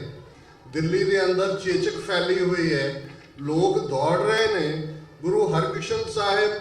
ਆਪ ਆਪਣੇ ਸਿੱਖਾਂ ਦੇ ਨਾਲ ਉੱਥੇ ਨਾ ਸਿਰਫ ਉਹਨਾਂ ਨੂੰ ਹੌਸਲਾ ਦਿੰਦੇ ਨੇ, ਉਹਨਾਂ ਦਾ ਪ੍ਰਬੰਧ ਵੀ ਹੁੰਦਾ ਹੈ। ਔਰ ਇਸ ਗੱਲ ਦਾ ਧਿਆਨ ਰਹੇ, ਅੱਧੀ ਦੁਨੀਆ ਈਸਾਈ ਬਣਾ ਲਈ ਇਹਨਾਂ ਨੇ ਇਹ ਕਹਿ ਕੇ ਕਿ ਜੀ ਜੀਸਸ ਨੇ ਤੁਹਾਡੇ ਸਾਰਿਆਂ ਦੇ ਪਾਪ ਆਪਣੇ ਸਿਰ ਤੇ ਲੈ ਲਏ। ਤੇ ਜੇ ਅਸੀਂ ਕਹੀਏ ਕਿ ਦਿੱਲੀ ਨਿਵਾਸੀਆਂ ਦੀ ਚੇਚਕ ਗੁਰੂ ਹਰਕ੍ਰਿਸ਼ਨ ਸਾਹਿਬ ਨੇ ਆਪਣੇ ਸਰੀਰ ਤੇ ਲੈ ਲਈ, ਤੇ ਇਸੇ ਲਈ 10ਵੇਂ ਪਾਤਸ਼ਾਹ ਦੀ ਕਲਮ ਚੱਲੀ, ਸ਼੍ਰੀ ਹਰਕ੍ਰਿਸ਼ਨ ਤੇ ਆਈਏ ਜਿਸ ਡਿੱਠੇ ਸਭ ਦੁੱਖ ਜਾਏ। ਤੇ ਗੁਰੂ ਤੇਗ ਬਹਾਦਰ ਸਾਹਿਬ ਜਿਨ੍ਹਾਂ ਪ੍ਰਥਾਏ, ਜੇ ਮੈਂ ਇਹ ਕਹਾਂ ਕਿ ਜਦੋਂ ਕਦੇ ਯੂਨਾਈਟਿਡ ਨੇਸ਼ਨਸ ਦੇ ਵਿੱਚ ਠੀਕ ਚਿੰਤਕਾਂ ਦੀ ਬਾਡੀ ਹੋਏਗੀ ਤੇ ਉਹ ਗੁਰੂ ਤੇਗ ਬਹਾਦਰ ਸਾਹਿਬ ਨੂੰ ਪ੍ਰੋਫਿਟ ਆਫ ਹਿਊਮਨ ਕਾਈਂਡ ਤੇ ਸ਼ਹੀਦ ਮਨੁੱਖੀ ਹੱਕਾਂ ਦੇ ਐਲਾਨੇਗੀ। ਤੇ 10ਵੇਂ ਪਾਤਸ਼ਾਹ ਨੇ ਉਸ ਨੀਂਹ ਦੇ ਉੱਤੇ ਜਿਹੜੀ ਨੀਂਹ ਗੁਰੂ ਨਾਨਕ ਸਾਹਿਬ ਨੇ ਅਬਚਲ ਨੀਂਹ ਧਰੀ, ਗੁਰੂ ਨਾਨਕ ਨਿਤ ਨਿਤ ਚੜ੍ਹੇ ਸਵਾਈ, ਜਿਹਨੂੰ ਭਾਈ ਸੱਤੇ ਤੇ ਬਲਵੰਡ ਨੇ ਫਰਮਾਇਆ ਸੀ, ਨਾਨਕ ਰਾਜ ਚਲਾਇਆ ਸੱਚ ਕੋਟ ਸਤਾਣੀ ਨੀਂਹ ਦੇ। ਸੱਚ ਦਾ ਕਿਲਾ ਜਿਸ ਦੀ ਨੀਂਹ ਬੜੀ ਪੁਖਤ ਹੈ। ਤੇ ਫਿਰ ਉਹ ਮਨੁੱਖ 230 ਵਰਿਆਂ ਬਾਅਦ 5 ਪਿਆਰਿਆਂ ਦੇ ਰੂਪ 'ਚ 80,000 ਦੇ ਇਕੱਠ 'ਚੋਂ ਉਹ ਰੋਲ ਮਾਡਲ ਇਨਸਾਨ ਜਿਹਦੇ ਸਾਹਮਣੇ ਕ੍ਰਾਈਟੇਰੀਆ ਗੁਰੂ ਨਾਨਕ ਸਾਹਿਬ ਨੇ ਰੱਖਿਆ। ਜਦੋਂ ਅਸੀਂ ਸ਼ਲੋਕ ਵਾਰਾਂ ਤੇ ਵਧੇਕ ਪੜ੍ਹਦੇ ਹਾਂ, ਗੁਰੂ ਨਾਨਕ ਸਾਹਿਬ ਦਾ ਸ਼ਲੋਕ ਹੈ, ਜੋ ਤੋ ਪ੍ਰੇਮ ਖੇਲਨ ਕਾ ਚਾਓ ਸਿਰ ਧਰ ਤਲੀ ਗਲੀ ਮੇਰੀ ਆਓ, ਇਤ ਮਾਰਗ ਪੈਰ ਤਰੀਜੈ ਸਿਰ ਦੀਜੈ ਕਾਣ ਨਾ ਕੀਜੈ। ਤੇ ਇਹੀ ਪਿਆਰ ਦੇ ਪਾਂਧੀਆਂ ਦੀ ਪਰਖ 10ਵੇਂ ਪਾਤਸ਼ਾਹ ਨੇ ਕਰਕੇ ਉਹ ਮਨੁੱਖ ਮੁਕੰਮਲ 5 ਕਕਾਰੀ ਰੂਪ ਦੇ ਵਿੱਚ ਜਿਹੜਾ ਪਰਮਾਤਮ ਕੀ ਮੌਜ ਖਾਲਸਾ ਪ੍ਰਗਟ ਹੁੰਦਾ ਹੈ। ਕਿਉਂਕਿ ਪਰਮਾਤਮਾ ਨੇ ਆਪਣਾ ਰੋਲ ਜਿਹੜਾ ਦੁਨੀਆ ਦੇ ਅੰਦਰ, ਜਦੋਂ ਅਸੀਂ ਰੱਬ ਦੇ ਬਿਰਧ ਦੀ ਗੱਲ ਕਰਦੇ ਹਾਂ, ਅਸੀਂ ਉਸ ਨੂੰ ਅਦਲ ਦੇਣ ਵਾਲਾ, ਨਿਆਂ ਦੇਣ ਵਾਲਾ ਕਹਿੰਦੇ ਹਾਂ। ਤੇ ਇੱਥੇ ਖਾਲਸੇ ਦੇ ਜ਼ਿੰਮੇ ਅਦਲ ਹੈ, ਰੱਬ ਗਰੀਬ ਨਵਾਜ਼ ਹੈ। ਇੱਥੇ ਖਾਲਸੇ ਦੇ ਜ਼ਿੰਮੇ ਕੰਮ ਹੈ, ਖਾਲਸਾ ਸੋਏ ਜੋ ਨਿਰਧਨ ਕੋ ਪਾਲੇ, ਖਾਲਸਾ ਸੋਏ ਜੋ ਦੁਸ਼ਟ ਕੋ ਗਾਲੇ। ਤੇ ਫਰਮਾਨ ਹੈ 10ਵੇਂ ਪਾਤਸ਼ਾਹ ਦਾ, ਕਿਉਂ ਜਿਹਾ ਕਾਸਟਲੈਸ ਕਲਾਸਲੈਸ ਸੁਸਾਇਟੀ ਦਾ ਕਨਸੈਪਟ ਬੇਗਮਪੁਰਾ ਦੀ ਗੱਲ ਭਗਤ ਰਵਿਦਾਸ ਜੀ ਨੇ ਕੀਤੀ ਸੀ। ਗੁਰੂ ਕਲਗੀਧਰ ਪਾਤਸ਼ਾਹ ਨੇ ਫਰਮਾਇਆ, ਅੰਮ੍ਰਿਤ ਦੀ ਦਾਤ ਬਖਸ਼ ਕੇ ਅੱਜ ਤੋਂ ਤੁਹਾਡੀ ਕੁੱਲ ਨਾਸ, ਕਰਮ ਨਾਸ, ਕਿਰਤ ਨਾਸ, ਵਰਣ ਨਾਸ, ਭਰਮ ਨਾਸ, ਤੁਸੀਂ ਖਾਲਸਾ ਹੋ। ਤੇ ਇਹ ਕ੍ਰਿਸ਼ਮਾ ਇਸ ਖਾਲਸੇ ਦਾ ਕਿ ਇਹਨਾਂ 320 ਵਰਿਆਂ ਦੇ ਵਿੱਚ 4 ਪਾਵਰਫੁਲ ਪਾਤਸ਼ਾਹੀ, ਉਹ ਮੁਗਲ ਸਾਮਰਾਜ ਹੋਏ, ਉਹ ਦਰਾ ਖੈਬਰ ਪਾਰ ਦੇ ਧਾੜਵੀ ਹੋਣ, ਉਹ ਬ੍ਰਿਟਿਸ਼ ਸਾਮਰਾਜਵਾਦੀ ਹੋਣ ਜਾਂ ਅੱਜ ਦੇ ਹਿੰਦੂਤਵੀ ਹਾਕਮ ਹੋਣ, ਉਹਨਾਂ ਦਾ ਢਿੱਲ ਲੱਗਾ, ਜ਼ੋਰ ਲੱਗਾ, ਉਹਨਾਂ ਦੇ ਆਰਡਰ, ਫਰਮਾਨ, ਪ੍ਰੋਕਲੇਮੇਸ਼ਨ, ਫੌਜਾਂ, ਟੈਂਕ ਕਿ ਇਸ ਸੱਚ, ਹੱਕ, ਇਨਸਾਫ ਦੀ ਆਵਾਜ਼ ਨੂੰ ਦਬਾ ਦੇਣਾ ਹੈ। ਪਰ ਇਹ ਜੇ ਕ੍ਰਿਸ਼ਮਾ ਗੁਰੂ ਦਾ ਨਹੀਂ ਤੇ ਹੋਰ ਕੀ ਹੈ ਕਿ ਅੱਜ ਦੁਨੀਆ ਦੇ 150 ਤੋਂ ਜ਼ਿਆਦਾ ਦੇਸ਼ਾਂ ਦੇ ਵਿੱਚ ਖਾਲਸੇ ਦੇ ਕੇਸਰੀ ਨਿਸ਼ਾਨ ਝੂਲਦੇ ਨੇ। ਖਾਲਸਾ ਉਸ ਸੱਚ, ਹੱਕ, ਇਨਸਾਫ ਦੇ ਰਸਤੇ ਦਾ ਝੰਡਾ ਬਰਦਾਰ ਦੁਨੀਆ ਭਰ ਦੇ ਵਿੱਚ ਅਸੀਂ ਗੁਰੂ ਦੇ ਉਸ ਸਨੇਹ ਨੂੰ ਲੈ ਕੇ ਗਏ ਤੇ ਗੱਲ ਮੁਕੰਮਲ ਨਹੀਂ ਹੋਏਗੀ ਜੇ ਅਜੋਕੀ ਦਸ਼ਾ ਵੱਲ ਧਿਆਨ ਸਾਡਾ ਨਾ ਜਾਏ। ਅੱਜ 13 ਅਪ੍ਰੈਲ ਦਾ ਦਿਨ ਹੈ। ਜ਼ਾਹਰ ਹੈ ਇੱਕ ਵਾਕਿਆ ਅੱਜ ਜਿਨ੍ਹਾਂ ਨੇ ਸਵੇਰ ਦਾ ਮੀਡੀਆ ਦੇਖਿਆ, ਦਿੱਲੀ ਦੇ ਮਾਇਆਪੁਰੀ ਇਲਾਕੇ ਦੇ ਵਿੱਚ ਪੁਲਿਸ ਫੋਰਸ ਜਿਹੜੀ ਸਿੱਧੀ ਮੋਦੀ ਸਰਕਾਰ ਦੇ ਅੰਡਰ ਹੈ, ਦਿੱਲੀ ਦੀ ਸਰਕਾਰ ਦੇ ਕੋਲ ਨਹੀਂ ਹੈ, ਉਹਨਾਂ ਨੇ ਗ੍ਰੀਨ ਟ੍ਰਿਬਿਊਨਲ ਨਾਂ ਦੇ ਕਿਸੇ ਆਰਡਰ ਦੇ ਥੱਲੇ ਕਿ ਜੀ ਇੱਥੋਂ ਅਸੀਂ ਜਿਹੜਾ এনवायरमेंट ਨੂੰ ਇਹ ਜਿਹੜੇ ਹੈਜ਼ਰਡ ਬਣਿਆ ਇਹ ਕਾਰਖਾਨੇ ਕੱਢਣੇ ਨੇ, ਤੋੜਨੇ ਨੇ, ਕਿਵੇਂ ਸਿੱਖਾਂ ਦੀ ਮਾਰ ਕੁਟਾਈ ਕੀਤੀ ਕਿਉਂਕਿ ਉਸ ਇਲਾਕੇ 'ਚ 75% ਦੇ ਲਗਭਗ ਸਿੱਖ ਕਾਰਖਾਨੇਦਾਰ ਨੇ ਜਾਂ ਸਕ੍ਰੈਪ ਡੀਲਰ ਨੇ। ਔਰ ਇਹ ਅਰਵਿੰਦ ਕੇਜਰੀਵਾਲ ਜਿਹੜਾ ਚੀਫ ਮਿਨਿਸਟਰ ਹੈ ਉਹਨੇ ਅੱਜ ਟਵੀਟ ਕੀਤਾ, ਉਹਨੇ ਕਿਹਾ 100 ਸਾਲ ਬਾਅਦ ਜਲਿਆਂਵਾਲਾ ਬਾਗ ਮੁੜ ਦੁਹਰਾਇਆ ਗਿਆ। ਇਹ ਐਵੇਂ ਨਹੀਂ ਹੈ। 13 ਅਪ੍ਰੈਲ ਵਾਲੇ ਦਿਨ ਇੱਕ ਪਾਸੇ ਅੰਮ੍ਰਿਤਸਰ ਦੇ ਅੰਦਰ ਸਮਾਗਮ ਹੋ ਰਹੇ ਨੇ, ਇੰਗਲੈਂਡ ਦੀ ਥੈਰੇਸਾ ਮੇ ਤੇ ਪ੍ਰੈਸ਼ਰ ਹੈ, ਮਾਫੀ ਮੰਗੋ, ਫਿਰ ਬੜੇ ਖੁਸ਼ ਨੇ ਜੀ, ਉਹਨੇ ਕਿਹਾ this is a shameful scar on the British empire, ਲੇਕਿਨ ਕੰਪਲੀਟ ਮਾਫੀ ਨਹੀਂ ਮੰਗੀ। ਅਸੀਂ ਦੇਖ ਰਹੇ ਕਿ ਜਿੱਥੇ ਉਸੇ ਹੀ ਜਲਿਆਂਵਾਲੇ ਬਾਗ ਤੋਂ ਕੁਝ ਕਦਮਾਂ ਦੀ ਵਿੱਥ ਤੇ ਜਿੱਥੇ ਪਹਿਲਾ ਹਫਤਾ ਜੂਨ 84 ਦਾ ਉਹ ਕਹਿਰ ਘੱਲੂਕਾਰੇ ਦੇ ਰੂਪ 'ਚ ਟੈਂਕਾਂ ਤੋਪਾਂ ਦਾ ਹਮਲਾ, ਹਜ਼ਾਰਾਂ ਬੇਗੁਨਾਹ ਸਿੱਖਾਂ ਦਾ ਮਾਰਿਆ ਜਾਣਾ, ਕਿਸ ਹੱਦ ਤੱਕ ਜਾ ਕੇ ਮਿੱਟੀ ਦਾ ਤੇਲ ਪਾ ਕੇ ਅੰਮ੍ਰਿਤਸਰ ਦੇ ਕੂੜਾ ਢੋਣ ਵਾਲੇ ਟਰੱਕਾਂ ਦੇ ਵਿੱਚ ਉਹਨਾਂ ਲਾਸ਼ਾਂ ਨੂੰ ਲੱਦ ਕੇ ਜਲਿਆਂਵਾਲੇ ਬਾਗ ਦੀ ਗੱਲ ਕਰੀਏ। ਡਾਇਰ ਨੂੰ ਡਿਮੋਟ ਕਰ ਦਿੱਤਾ ਸੀ ਅੰਗਰੇਜ਼ਾਂ ਨੇ, ਹੰਟਰ ਕਮਿਸ਼ਨ ਬਣਿਆ ਸੀ, ਇਨਵੈਸਟੀਗੇਸ਼ਨ ਹੋਈ ਸੀ, ਹਜ਼ਾਰਾਂ ਰੁਪਏ ਕੰਪਨਸੇਸ਼ਨ ਦਿੱਤਾ ਗਿਆ ਸੀ, ਉਹਨਾਂ ਦੀਆਂ ਡੈੱਡ ਬਾਡੀਜ਼ ਉਹਨਾਂ ਦੇ ਵਾਰਸਾਂ ਦੇ ਹਵਾਲੇ ਕੀਤੀਆਂ ਗਈਆਂ ਸੀ ਤੇ ਈਵਨ ਬਾਈ ਲਿਬਰਲ ਅਕਾਊਂਟ 600 ਤੋਂ ਜ਼ਿਆਦਾ ਮੌਤਾਂ ਨਹੀਂ ਸਨ ਹੋਈਆਂ। ਪਰ 100 ਸਾਲ ਬਾਅਦ ਵੀ ਉਸ ਨੂੰ ਯਾਦ ਕਰਵਾਇਆ ਜਾ ਰਿਹਾ ਹੈ, ਇੰਗਲੈਂਡ ਤੋਂ ਮੁਆਫੀ ਮੰਗਵਾਈ ਜਾ ਰਹੀ ਹੈ ਕਿ ਸਾਡੀ ਹੋਂਦ ਇੰਨੀ ਵੀ ਨਹੀਂ ਜਾਂ ਅੱਜ 34-35 ਸਾਲ ਬੀਤਣ ਬਾਅਦ ਸਾਨੂੰ ਇਹ ਭੁੱਲ ਗਏ। ਉੱਥੇ ਤਾਂ ਟੈਂਕਾਂ ਤੋਪਾਂ ਦੇ ਨਾਲ ਸਾਡਾ ਅਕਾਲ ਤਖਤ ਡਿਸਟਰੋਏ ਕੀਤਾ, 37 ਇਤਿਹਾਸਕ ਗੁਰਦੁਆਰੇ ਡਿਸਟਰੋਏ ਕੀਤੇ। ਆ ਪਿਛਲੇ ਦਿਨਾਂ 'ਚ ਦੇਖੋ ਗੁਰਦੁਆਰਾ ਪੱਥਰ ਸਾਹਿਬ ਲੇਹ ਦੇ ਵਿੱਚ ਜਿਹੜਾ ਹਿਸਟੋਰੀਕਲ ਗੁਰਦੁਆਰਾ ਹੈ, ਡਾਇਰੈਕਟਲੀ ਆਰਮੀ ਦੇ ਕੰਟਰੋਲ 'ਚ ਹੈ, ਉਸ ਦੇ ਵਿੱਚ ਸਭ ਕੁਝ ਬਦਲ ਦਿੱਤਾ ਗਿਆ ਹੈ। ਉੱਥੇ ਹਿੰਦੂ ਸਰਵ ਧਰਮ ਸੰਮੇਲਨ ਵਾਂਗ ਉੱਥੇ ਉਹਨੂੰ ਬਣਾ ਦਿੱਤਾ ਗਿਆ। ਉਸ ਤੋਂ ਪਹਿਲਾਂ ਅਸੀਂ ਦੇਖਦੇ ਗੁਰਦੁਆਰਾ ਡਾਂਗਮਾਰ ਸਿੱਕਮ ਦੇ ਵਿੱਚ ਕਿਵੇਂ ਉਹ ਵੀ ਭਾਰਤੀ ਫੌਜ ਦੇ ਕਬਜ਼ੇ ਥੱਲੇ ਸੀ, ਉਹਨੂੰ ਬੁੱਧਿਸਟ ਮੋਨੈਸਟਰੀ ਬਣਾ ਦਿੱਤਾ ਗਿਆ। ਗੁਰਦੁਆਰਾ ਗਿਆਨ ਗੋਦੜੀ ਗੰਗਾ ਦੇ ਕੰਢੇ ਜਿੱਥੇ ਗੁਰੂ ਨਾਨਕ ਸਾਹਿਬ ਨੇ ਬ੍ਰਾਹਮਣਵਾਦ ਨੂੰ ਚੈਲੰਜ ਕੀਤਾ, ਉਹਨੂੰ ਐਲੀਮੀਨੇਟ ਕਰਕੇ ਉੱਥੇ ਸਕਾਊਟਸ ਦਾ ਦਫ਼ਤਰ ਬਣਾਇਆ ਹੋਇਆ। ਇਹ ਸਭ ਕੁਝ ਸਾਡੇ ਸਾਹਮਣੇ। ਇਹਦੇ ਬਾਵਜੂਦ ਔਰ ਪਿਛਲੇ 3-4 ਸਾਲ ਸੈਂਕੜਿਆਂ ਘਟਨਾਵਾਂ ਗੁਰੂ ਗ੍ਰੰਥ ਸਾਹਿਬ ਦੀ ਬੇਅਦਬੀ ਦੀਆਂ, ਜ਼ੋਰਾ ਕਮਿਸ਼ਨ ਤੋਂ ਲੈ ਕੇ ਤੇ ਇਹ ਤਾਜ਼ਾ ਕਮਿਸ਼ਨਾਂ ਤੱਕ, ਸਿੱਟ ਤੱਕ ਕੀ ਚੱਲ ਰਿਹਾ ਤੁਸੀਂ ਖਬਰਾਂ ਦੇਖ ਰਹੇ ਹੋ। ਕਿਵੇਂ ਏਜੰਸੀਆਂ ਇੱਕ ਤੋਂ ਬਾਅਦ ਇੱਕ ਧਿਰ ਨੂੰ ਉਭਾਰਦੀਆਂ ਨੇ। ਉਹ ਬਾਦਲ ਰਾਣਾ ਹੋਏ, ਉਹ ਅਮਰਿੰਦਰ ਹੋਏ, ਉਹ ਦੂਸਰੀਆਂ ਧਿਰਾਂ ਹੋਣ, ਲੈ ਦੇ ਕੇ ਇਸ ਵੇਲੇ ਚੈਲੰਜ ਸਾਡੇ ਸਾਹਮਣੇ ਹੈ ਕਿ ਗੁਰੂਆਂ ਦੀ ਧਰਤੀ ਪੰਜਾਬ ਦੇ ਉੱਤੇ ਇੱਕ ਪਾਸੇ ਅਣਖ ਵਾਲੇ, ਗੈਰਤ ਵਾਲੇ ਉਹ ਲੱਖਾਂ ਸਿੰਘ ਸਿੰਘਣੀਆਂ ਨੇ ਜਿਨ੍ਹਾਂ ਨੇ ਪਿਛਲੇ 4 ਦਹਾਕਿਆਂ ਦੇ ਵਿੱਚ ਆਪਣੇ ਸਰੀਰਾਂ ਦੇ ਠੀਕਰੇ ਦਿੱਲੀ ਸਾਮਰਾਜ ਦੇ ਸਿਰ ਤੇ ਭੰਨੇ ਤਾਂ ਕਿ ਕੌਮ ਦਾ ਆਉਣ ਵਾਲਾ ਕੱਲ ਸ਼ਾਨ ਮਤਾ ਹੋਏ, ਮਾਣ ਮਤਾ ਹੋਏ। ਤੇ ਜੇ 20ਵੀਂ ਸਦੀ ਦੇ ਮਹਾਨ ਸਿੱਖ ਸੰਤ ਜਰਨੈਲ ਸਿੰਘ ਜੀ ਖਾਲਸਾ ਪਿੰਡਰਾਂ ਵਾਲਿਆਂ ਦੇ ਲਫ਼ਜ਼ ਮੈਂ ਦੁਹਰਾਵਾਂ ਕਿ ਜੇ ਅਣਖ ਨਾਲ ਜਿਉਣੇ ਤਾਂ ਲੜਨਾ ਪਵੇਗਾ। ਇਹ ਗੱਲ ਬੜੀ ਸਪਸ਼ਟ ਹੈ, ਜ਼ਾਹਰ ਹੈ। ਲੜਾਈ ਜਿਸ ਵੀ ਫੀਲਡ ਦੇ ਵਿੱਚ ਕੋਈ ਵੀ ਆਪੋ ਆਪਣੀ ਐਬਿਲਿਟੀ ਦੇ ਨਾਲ ਕਰਦਾ ਹੈ, ਇਹ ਮਸਟ ਹੈ। ਪਰ ਇੱਕ ਗੱਲ ਸਮਝ ਆ ਜਾਣੀ ਚਾਹੀਦੀ ਹੈ ਕਿ ਜਦੋਂ ਤੱਕ ਦਰਿਆਏ ਜਮਨਾ ਤੋਂ ਵਾਘਾ ਤੱਕ ਇੰਡੀਪੈਂਡੈਂਟ ਸਾਵਰਨ ਨੇਸ਼ਨ ਖਾਲਿਸਤਾਨ ਅਸੀਂ ਲਿਬਰੇਟ ਨਹੀਂ ਕਰਵਾ ਲੈਂਦੇ, ਸਿੱਖਾਂ ਦਾ ਕੋਈ ਮਸਲਾ ਹੱਲ ਨਹੀਂ ਹੋਣਾ।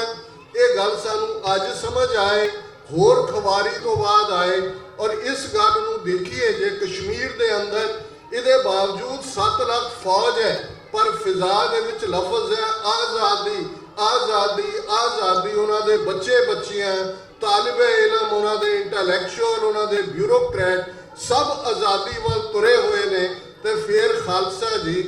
ਅਸੀਂ ਉਸ ਗੁਰੂ ਦੇ ਵਿਰਸੇ ਦੇ ਵਾਰਿਸ ਹਾਂ। ਸਾਡੀ ਅਰਦਾਸ 'ਚ ਅਸੀਂ ਖਾਲਸਾ ਜੀ ਕੇ ਬੋਲ ਬਾਲੇ ਅਕਾਲ ਪੁਰਖ ਤੋਂ ਮੰਗਦੇ ਹਾਂ, ਰਾਜ ਕਰੇਗਾ Khalsa, sovereignty for the Khalsa, decision making power is inherited in the Khalsa. ਇਹ ਕਿਸੇ ਹੋਰ ਧਰਮ ਦੀ ਅਰਦਾਸ ਦਾ ਹਿੱਸਾ ਨਹੀਂ ਹੈ। ਤੇ ਕੀ ਇਹ ਅਸੀਂ ਇੱਕ ਰਿਚੁਅਲ ਬਣਾਇਆ ਹੋਇਆ?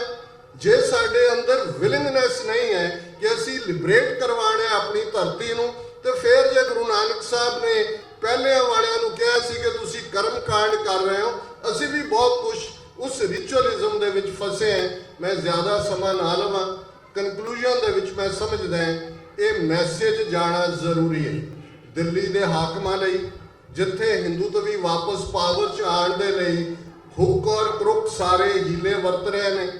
ਸਰਕਾਰ ਦੇ ਉਹਨਾਂ ਟੌਂਟ ਬਟੌਂਟਾਂ ਦੇ ਲਈ ਜਿਹੜੇ ਦੁਨੀਆ ਭਰ ਦੇ ਅੰਦਰ ਸਿੱਖਾਂ ਦੀ ਆਜ਼ਾਦੀ ਪਸੰਦ ਤਹਿਰੀਕ ਦੇ ਰਸਤੇ ਦੀ ਰੁਕਾਵਟ ਨੇ। ਜਿਵੇਂ ਜਰਮਨ ਦੇ ਵਿੱਚ ਤੁਸੀਂ ਸਿੱਖੀ ਭੇਖ ਦਾ ਇੱਕ ਕਪਲ ਜਿਹਨੂੰ ਇੰਡਾਈਟ ਕੀਤਾ ਜਰਮਨ ਗਵਰਨਮੈਂਟ ਨੇ, ਇਹ ਤੀਸਰਾ ਕੇਸ ਹੈ ਜਰਮਨ ਦੇ ਵਿੱਚ ਜਿੱਥੇ ਕਿ ਇੰਡੀਅਨ ਇੰਟੈਲੀਜੈਂਸ ਰॉ ਦੇ ਹੈਂਡਲਰ ਸਿੱਖ ਕਮਿਊਨਿਟੀ ਦੇ ਮਾਮਲਿਆਂ 'ਚ ਇੰਟਰਫੀਅਰ ਕਰਦੇ ਨੇ। ਇਹਨਾਂ ਸਾਰਿਆਂ ਨੂੰ ਮੈਸੇਜ ਜਾਣਾ ਚਾਹੀਦਾ ਹੈ ਇਸ ਗਦਰੀਆਂ ਦੀ ਧਰਤੀ ਤੋਂ ਕਿ 5 ਮਿਲੀਅਨ ਸਿੱਖ ਡਾਇਸਪੋਰਾ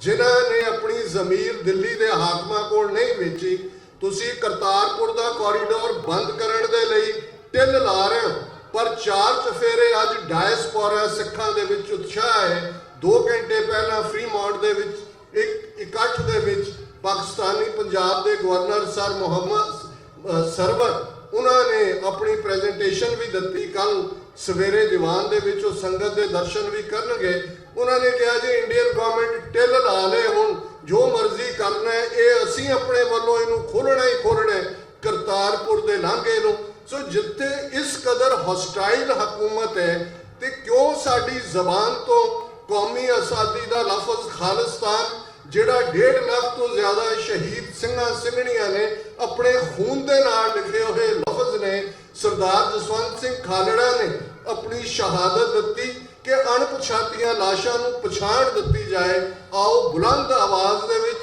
ਦਿੱਲੀ ਦੇ ਇਹਨਾਂ ਐਮਬੈਸੀਆਂ ਕੌਂਸਲੇਟਾਂ 'ਚ ਔਰ ਇਹਨਾਂ ਦੇ ਟੌਂਟ ਬਟੌਂਟਾਂ ਤੱਕ ਇਹ ਮੈਸੇਜ ਜਾਏ, ਅਕਾਲ ਤਖਤ ਤੋਂ ਆਈ ਆਵਾਜ਼, ਅਕਾਲ ਤਖਤ ਤੋਂ ਆਈ ਆਵਾਜ਼, ਅਕਾਲ ਤਖਤ ਤੋਂ ਆਈ ਆਵਾਜ਼, ਅਕਾਲ ਤਖਤ ਤੋਂ ਆਈ ਆਵਾਜ਼, ਅਕਾਲ ਤਖਤ ਤੋਂ ਆਈ ਆਵਾਜ਼। ਕਿਸੇ ਵੀ ਭੁੱਲ ਚੁੱਕ ਲਈ ਮਾਫੀ। ਵਾਹਿਗੁਰੂ ਜੀ ਕਾ ਖਾਲਸਾ, ਵਾਹਿਗੁਰੂ ਜੀ ਕੀ ਫਤਿਹ।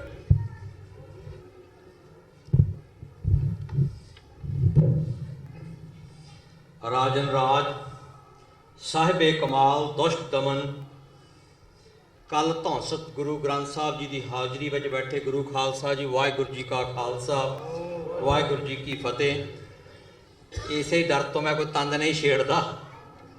ਮੈਨੂੰ ਪਤਾ ਹੈ ਵੀ ਡਾਕਟਰ ਸਾਹਿਬ ਕੋਲ ਇੰਨਾ ਭੰਡਾਰ ਹੈ, ਬੁਲਾਰੇ ਲਈ ਹੁੰਦਾ ਵੀ ਮੁਸ਼ਕਲ ਹੈ ਜਦੋਂ ਤੁਸੀਂ ਤੰਦ ਛੇੜਦਾ ਉਹਨੂੰ ਦੁਬਾਰਾ ਸਮੇਟਣਾ ਅੱਗੇ ਤੋਂ ਅੱਗੇ ਚੱਲੀ ਜਾਂਦੀ ਹੈ। ਫਿਰ ਵੀ ਅਸੀਂ ਉਹਨਾਂ ਦੇ ਬਹੁਤ ਬਹੁਤ ਧੰਨਵਾਦੀ ਹਾਂ। ਇਸੇ ਤਰ੍ਹਾਂ ਅਸੀਂ ਧੰਨਵਾਦੀ ਹਾਂ ਚੜ੍ਹਦੀ ਕਲਾ ਟਾਈਮ TV ਵਾਲਿਆਂ ਦੇ, TV 84 ਵਾਲਿਆਂ ਦੇ ਜਿਹੜੇ ਇਸ ਟਾਈਮ ਲਾਈਵ ਬ੍ਰੌਡਕਾਸਟ ਕਰ ਰਹੇ ਹਨ। ਜਿਵੇਂ ਡਾਕਟਰ ਸਾਹਿਬ ਨੇ ਆਪ ਜੀ ਨੂੰ ਹਿੰਟ ਦਿੱਤਾ ਸੀ ਕਿ 13 ਅਪ੍ਰੈਲ 1978 ਨੂੰ 13 ਸਿੰਘਾਂ ਦੇ ਪਵਿੱਤਰ ਖੂਨ 'ਚੋਂ ਖਾਲਿਸਤਾਨ ਦੀ ਲੜਾਈ ਜਿਹੜੀ ਆਰੰਭ ਹੋਈ ਸੀ, ਉਹਦੇ ਵਿੱਚ ਭਾਈ ਫੌਜਾ ਸਿੰਘ ਜੀ ਦੀ ਸ਼ਹਾਦਤ ਬਹੁਤ ਵੱਡੀ ਹੈ। ਉਹਨਾਂ ਦੇ ਮਗਰ ਬਹੁਤ ਵੱਡਾ ਇਤਿਹਾਸ ਹੈ। ਦਾਸ ਇੱਕ ਵਾਰੀ ਇੱਥੇ ਲਗਭਗ 1 ਘੰਟਾ ਫਰੀਮੌਂਟ ਬੋਲ ਚੁੱਕਾ। ਇੱਥੇ ਸਮਾਂ ਨਹੀਂ ਹੈ। ਮੈਂ ਸਿਰਫ ਇੱਕ ਛੋਟੀ ਜਿਹੀ ਕਵਿਤਾ ਬੋਲਣੀ, ਜਦ ਤੱਕ ਮੈਂ ਭਾਈ ਇੰਦਰਜੀਤ ਸਿੰਘ ਜੀ ਉਹਨਾਂ ਨੂੰ ਬੇਨਤੀ ਕਰਦਾ ਸਟੇਜ ਉੱਪਰ ਆ ਜਾਣ। ਜਦ ਤੇ ਉਹ ਤਿਆਰੀ ਕਰਦੇ ਆ ਮੈਂ ਆਪਣੀ ਕਵਿਤਾ ਪੂਰੀ ਕਰ ਦੇਣੀ ਹੈ। ਉਹਨਾਂ ਦੇ ਬਾਰੇ ਮੇਰੇ ਅਜੀਜ਼ ਮਿੱਤਰ ਅਮਰਦੀਪ ਸਿੰਘ ਅਮਰ ਨੇ ਲਿਖੀ ਹੋਈ ਕਵਿਤਾ ਉਹਨਾਂ ਦੀ, ਕਹਿੰਦੇ ਤੇਰੀ ਆਮਦ ਤੋਂ ਬਾਰੀ ਮੈਂ ਸਦਕੇ ਮੈਂ ਬਾਰੀ ਬੇ ਮਾਂ ਦਿਆ ਸੁਰਜਣਾ ਤੇਰੇ ਘੋੜੇ ਦੀਆਂ ਪੌੜਾਂ ਥੱਲੇ ਸੂਈ ਸੂਹੀ ਰੇਤ ਤੇਰੀਆਂ ਪੁਲਾਂਘਾਂ ਥੱਲੇ ਨਿਭ ਨਿਭ ਵਿਛੀਆਂ ਮੰਜ਼ਲਾਂ ਤੇਰੀ ਤੇਗ ਦੀ ਧਾਰ ਮੋਰੇ ਝੁਕ ਗਏ ਲੱਖਾਂ ਚੰਦ ਸੂਰਜ ਅਸਮਾਨ ਦਲਾਂ ਦਿਆ ਜੋਧਿਆ ਹਿਮਾਲਾ ਜਿਹਾ ਤੇਰਾ ਹੌਸਲਾ ਤੇਰੀ ਰਵਾਨਗੀ ਵਿੱਚ ਵਗਦੇ ਦਰਿਆ ਕੁਲ ਆਲਮ ਦੀ ਪੌਣ ਗੁਜ਼ਰਦੀ ਤੇਰੇ ਨਿਸ਼ਾਨਾਂ ਨੂੰ ਸੀਸ ਝੁਕਾਵਾਂ ਦੁੱਲਿਆ ਦਸ਼ਮੇਸ਼ ਦਿਆ ਭਾਈ ਫੌਜਾ ਸਿਆਂ ਭਾਈ ਫੌਜਾ ਸਿਆਂ। ਸੋ ਹੁਣ ਭਾਈ ਇੰਦਰਜੀਤ ਸਿੰਘ ਜੀ ਆਪ ਜੀ ਨੂੰ 9:30 ਵਜੇ ਤੱਕ ਕੀਰਤਨ ਦੇ ਨਾਲ ਨਿਹਾਲ ਕਰਨਗੇ। ਆਪ ਜੀ ਨੇ ਮੰਚ ਤਲਾ ਕੇ ਇਸੇ ਤਰ੍ਹਾਂ ਬਾਣੀ ਸਰਵਣ ਕਰੋ ਜੀ। ਵਾਹਿਗੁਰੂ ਜੀ ਕਾ ਖਾਲਸਾ ਵਾਹਿਗੁਰੂ ਜੀ ਕੀ ਫਤਿਹ।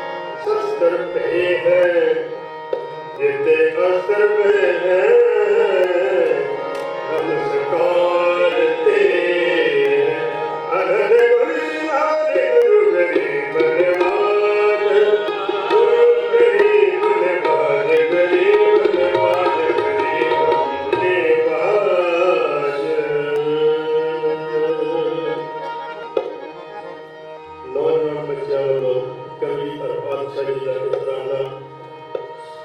ਸੰਗੀਤ ਮਧਾਰੇ ਸਨ ਜੋ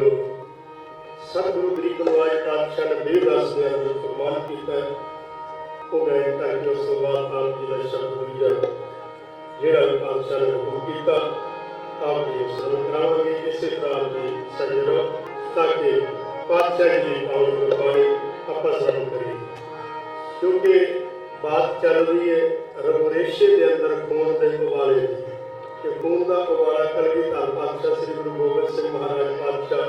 ਬਿਆਨ ਕਰਦੇ ਨੇ ਤੇ ਜਦੋਂ ਬਿਆਨ ਕਰਦੇ ਨੇ ਖਾਲਸਾ ਹਮੇਸ਼ਾ ਤਤਪਰ ਹੋ ਕੇ ਉਸ ਨੂੰ ਜੂਝਦਾ ਤੇ ਲੜਦਾ ਹੈ।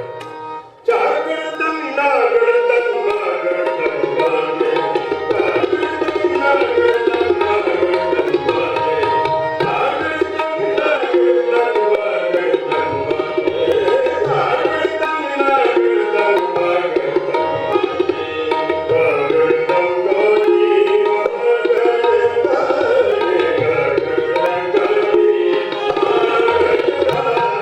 ਝਾਗੜ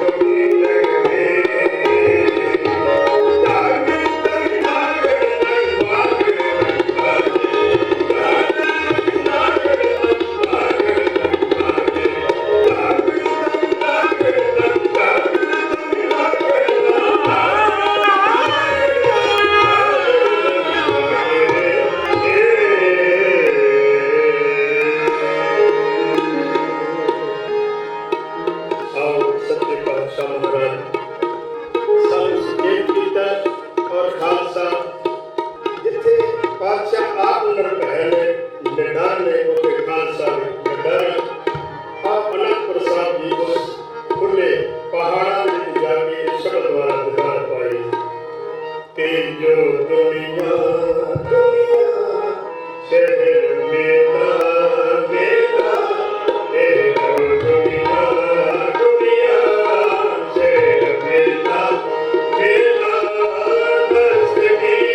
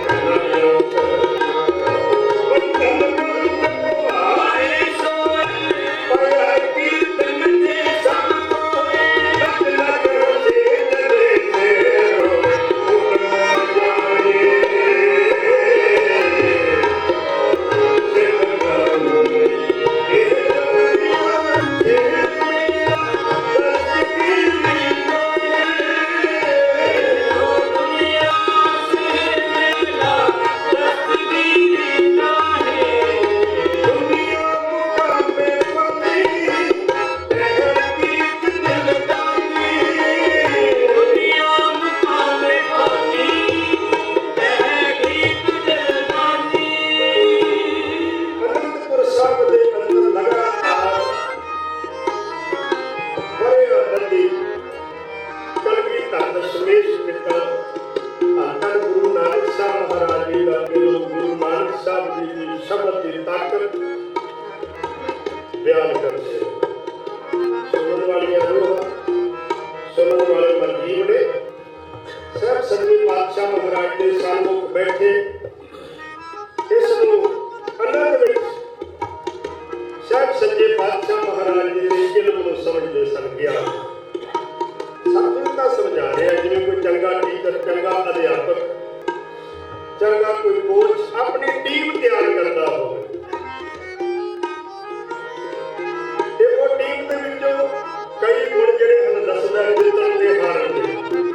ਪਾਤਸ਼ਾਹ ਨੇ ਸ੍ਰੀ ਗੁਰੂ ਗ੍ਰੰਥ ਸਾਹਿਬ ਮਹਾਰਾਜ ਜੀ ਦੇ ਉਹਨਾਂ ਸ਼ਬਦਾਂ ਨੂੰ ਵਿਸ਼ਾ ਬਣਾ ਕੇ ਪੇਸ਼ ਕੀਤਾ ਕਹਿਣ ਲੱਗੇ ਆਹ ਵੇਖੋ ਦੁਨੀਆ ਦੇ ਅੰਦਰ ਐਡੇ ਐਡੇ ਆਏ ਮਰਜੀਵੜੇ ਆਏ ਰਾਜੇ ਆਏ ਮਹਾਰਾਜੇ ਆਏ ਸੁਲਤਾਨ ਆਏ ਵਜ਼ੀਰ ਆਏ ਸ੍ਰੀ ਰਾਗ ਮਹੱਲਾ ਪਹਿਲਾ ਸੁਲਤਾਨ ਖਾਨ ਮਲੂਕ ਉਮਰੇ ਗਏ ਕਰ ਕਰ ਪੂਜ ਘੜੀ ਮੋਤ ਕੇ ਚਲਣਾ ਦਿਲ ਸਭ ਤੋਂ ਵੀ ਪਹੁੰਚ ਜੋਗੀ ਤਾਂ ਆਸਨ ਕਰਦਾ ਜੋਗੀ ਕਹਿੰਦੇ ਅਸੀਂ ਆ ਆਸਨ ਲਾ ਕੇ ਬਹਿ ਗਏ ਆ ਸਵਾਸ ਲੰਮੇ ਕਰ ਲੈ ਉਮਰਾਂ ਸਾਡੀਆਂ ਲੰਮੀਆਂ ਤੇ ਪਾਤਸ਼ਾਹ ਕਹਿੰਦੇ ਕਿੰਨਾ ਕੁਝ ਆਖਰਕਾਰ ਤੇ ਸੰਸਾਰ ਦੇ ਵਿੱਚ ਜਾਣਾ ਹੀ ਹੈ ਤੇ ਜਿਹੜੇ ਸੁਣਨ ਵਾਲੇ ਸਨ ਜ਼ਿਆਦਾ ਗਿਆਨੀ ਗੁਣੀ ਗਿਆਨੀ ਉਹ ਡਰ ਜਾਂਦੇ ਨੇ ਜਿਹਨਾਂ ਨੂੰ ਥੋੜਾ ਗਿਆਨ ਹੁੰਦਾ ਨਾ ਉਹ ਮੌਤ ਤੋਂ ਡਰ ਜਾਂਦੇ ਨੇ ਪ੍ਰਵਾਨ ਪਤਾ ਕਿਹੜਾ ਹੁੰਦਾ ਜਿਹੜਾ ਪਿਆਰਾ ਹੁੰਦਾ ਜਿਹੜਾ ਵੇਦ ਸ਼ਾਸਤਰੀ ਹੈ ਨਾ ਉਹ ਮੌਤ ਨੂੰ ਦੱਸ ਸਕਦਾ ਮੌਤ ਤੇ ਮਰ ਨਹੀਂ ਸਕਦਾ ਉਹ ਲੜ ਨਹੀਂ ਸਕਦਾ ਲੜਨ ਦੇ ਗੁਣ ਦੱਸ ਸਕਦਾ ਪਾਤਸ਼ਾਹ ਨੇ ਸ਼ਸਤਰ ਤੇ ਸ਼ਾਸਤਰ ਦੋਨਾਂ ਦਾ ਸੁਮੇਲ ਕਰਨਾ ਤੇ ਆਪ ਜੀ ਦੇ ਇੱਕ ਖੱਡੇ ਦੇ ਵਿੱਚੋਂ ਖਾਲਸੇ ਨੂੰ ਸਾਜਣਾ ਮੌਤ ਵਿੱਚੋਂ ਖਾਲਸੇ ਨੂੰ ਸਾਜਣਾ ਮੌਤ ਨੂੰ ਭਾਜਣਾ ਪਾਉਣ ਵਾਲੇ ਖਾਲਸੇ ਨੂੰ ਸਾਜਣਾ ਤੇ ਸੱਚੇ ਪਾਤਸ਼ਾਹ ਮਹਾਰਾਜ ਕਹਿੰਦੇ ਇਹਦੇ ਵੇਦ ਗਿਆਨੀਆਂ ਦੀ ਲੋੜ ਹੁਣ ਜਿਹੜੇ ਅੱਗੇ ਬੈਠੇ ਸਨ ਤਰ੍ਹਾਂ ਤਰ੍ਹਾਂ ਦੇ ਮਜ਼ਹਬ ਦੇ ਲੋਕ ਆਏ ਬੜੇ ਬੜੇ ਕਿਸਮ ਕਿਉਂਕਿ ਅੱਜ ਵੀ ਜਿਸ ਜਗ੍ਹਾ ਤੇ ਸਾਡਾ ਇਕੱਠ ਹੁੰਦਾ ਸਿੱਖ ਕੌਮ ਦਾ ਖੂਫੀਏ ਏਜੰਸੀ ਵਾਲੇ ਬੈਠੇ ਹੁੰਦੇ ਵੱਡੇ ਲਿਖਾਰੀ ਰਿਪੋਰਟਾਂ ਤਿਆਰ ਕਰਨ ਵਾਲੇ ਹੁੰਦੇ ਅਨੰਦਪੁਰ ਸਾਹਿਬ ਦੇ ਅੰਦਰ ਵੀ ਐਸਾ ਹੈ ਅਨੰਦਪੁਰ ਸਾਹਿਬ ਦੇ ਅੰਦਰ ਵੀ ਬੜੀਆਂ ਰਿਪੋਰਟਾਂ ਤਿਆਰ ਹੁੰਦੀਆਂ ਸਵਾਲ ਕੀਤੇ ਗਏ ਕਹਿਣ ਲੱਗੇ ਤੁਸੀਂ ਇਹਨਾਂ ਨੂੰ ਮੌਤ ਦਾ ਨਸ਼ਾ ਸਮਝਾਉਂਦੇ ਹੋ ਰੋਜ਼ਾਨਾ ਤਾਂ ਕਿ ਅਨੰਦਪੁਰ ਸਾਹਿਬ ਛੱਡ ਕੇ ਭੱਜ ਜਾਣ ਕਹਿੰਦੇ ਨੇ ਇਹਨਾਂ ਨੂੰ ਪੱਕਾ ਕਰ ਰਹੇ ਮਹਾਰਾਜ ਪਾਤਸ਼ਾਹ ਕਹਿੰਦੇ ਇਹਨਾਂ ਨੂੰ ਸਮਝਾ ਰਹੇ ਆ ਮੌਤ ਹੈ ਕਿਉਂਕਿ ਗੁਰੂ ਨਾਨਕ ਸਾਹਿਬ ਜੀ ਦਾ ਹੀ ਵਿਸ਼ਾ ਹੈ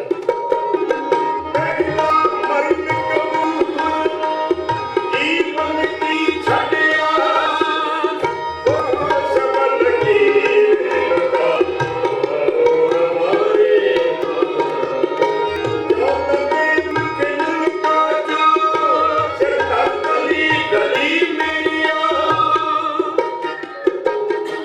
ਸ਼ਬਦ ਦਾ ਅਸਰ ਜ਼ਰੂਰ ਹੁੰਦਾ ਹੈ ਇਹ ਪਹਿਲੇ ਜਾਮੇ ਦੇ ਅੰਦਰ ਬਿਆਨ ਕੀਤਾ ਮੇਰੇ ਸਰਕਾਰ ਨੇ ਜੀ ਦੱਸ ਰਹੇ ਭਾਈ ਅਮਰਜੀਤ ਸਿੰਘ ਜੀ ਔਰ ਸਾਡੇ ਨਰਿੰਦਰ ਸਿੰਘ ਜੀ ਬੁਲਾਰੇ ਬੜੇ ਬੋਲ ਕੇ ਗਏ ਆਪ ਜੀ ਨੂੰ ਦੱਸਿਆ ਸ਼ਬਦ ਹੀ ਦੱਸਦੇ ਨੇ ਕਿ ਵਾਰਾਂ ਦੇ ਵਧੇਕ ਤੋਂ ਜੋ ਤਾਂ ਪ੍ਰੇਮ ਖੇਲਣ ਕਾ ਜਾਓ ਇਹ ਕਿੰਨੇ ਗੁਰੂ ਨਾਨਕ ਸਾਹਿਬ ਮਹਾਰਾਜ ਪਾਤਸ਼ਾਹ ਸਿਰ ਧਰ ਤਲੀ ਗਲੀ ਮੇਰੀ ਆਓ ਇਹ ਸੱਚ ਦੇ ਅੰਦਰ ਹੋਣਾ ਹੈ ਜਿਹੜਾ ਲਿਖਿਆ ਤੇ ਜਿਹੜਾ ਅੱਜ ਵੀ ਸੱਚ ਦੇ ਅੰਦਰ ਲਿਖਿਆ ਗਿਆ ਉਹ ਕੱਲ ਨੂੰ ਹੋਣਾ ਕਿਉਂਕਿ ਕੁਦਰਤ ਪਰਮਾਤਮਾ ਉਹਦੇ ਅੰਦਰ ਐਸੀ ਕੋਈ ਤਾਕਤ ਹੈ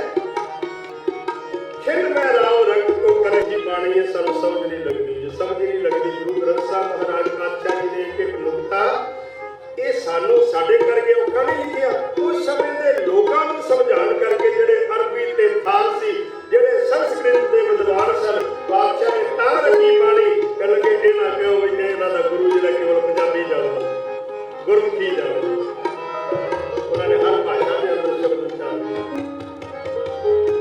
ਤੇ ਜੇ ਉਹ ਡੰਕੇ ਦੀ ਚੋਟ ਦੇ ਉੱਪਰ ਕਹਿ ਸਕਦੇ ਨੇ ਜੇ ਅਨੰਦਪੁਰ ਜੇ ਚਮਕੌਰ ਦੀ ਗੜੀ ਛੱਡਦੇ ਨੇ ਇਹ ਨਹੀਂ ਕਹਿ ਰਹੇ ਕਿ ਮਾਂ ਗੁਜਰੀ ਦਾ ਲਾਲ ਚੱਲਿਆ ਤੇਗ ਬਹਾਦਰ ਸਾਹਿਬ ਦਾ ਪੁੱਤਰ ਚੱਲਿਆ ਉਹ ਤਾੜੀ ਮਾਰ ਕੇ ਕਹਿੰਦੇ ਪੀਰੇ ਹਿੰਦ ਮੇਰਾ ਉਹਨਾਂ ਦੀ ਬੋਲੀ ਦੇ ਅੰਦਰ ਇੱਕ ਕਹਿੰਦੇ ਚੱਲਿਆ ਜੇ ਕਿਸੇ ਦੀ ਹਿੰਮਤ ਆ ਇਹ ਦੁਨੀਆ ਸਿਰ ਮੇਲਾ ਦਸਤਗੀਰੀ ਦੁਨੀਆ ਸਿਰ ਮੇਲਾ ਦਸਤਗੀਰੀ ਦੁਨੀਆ ਮੁਕਾਮ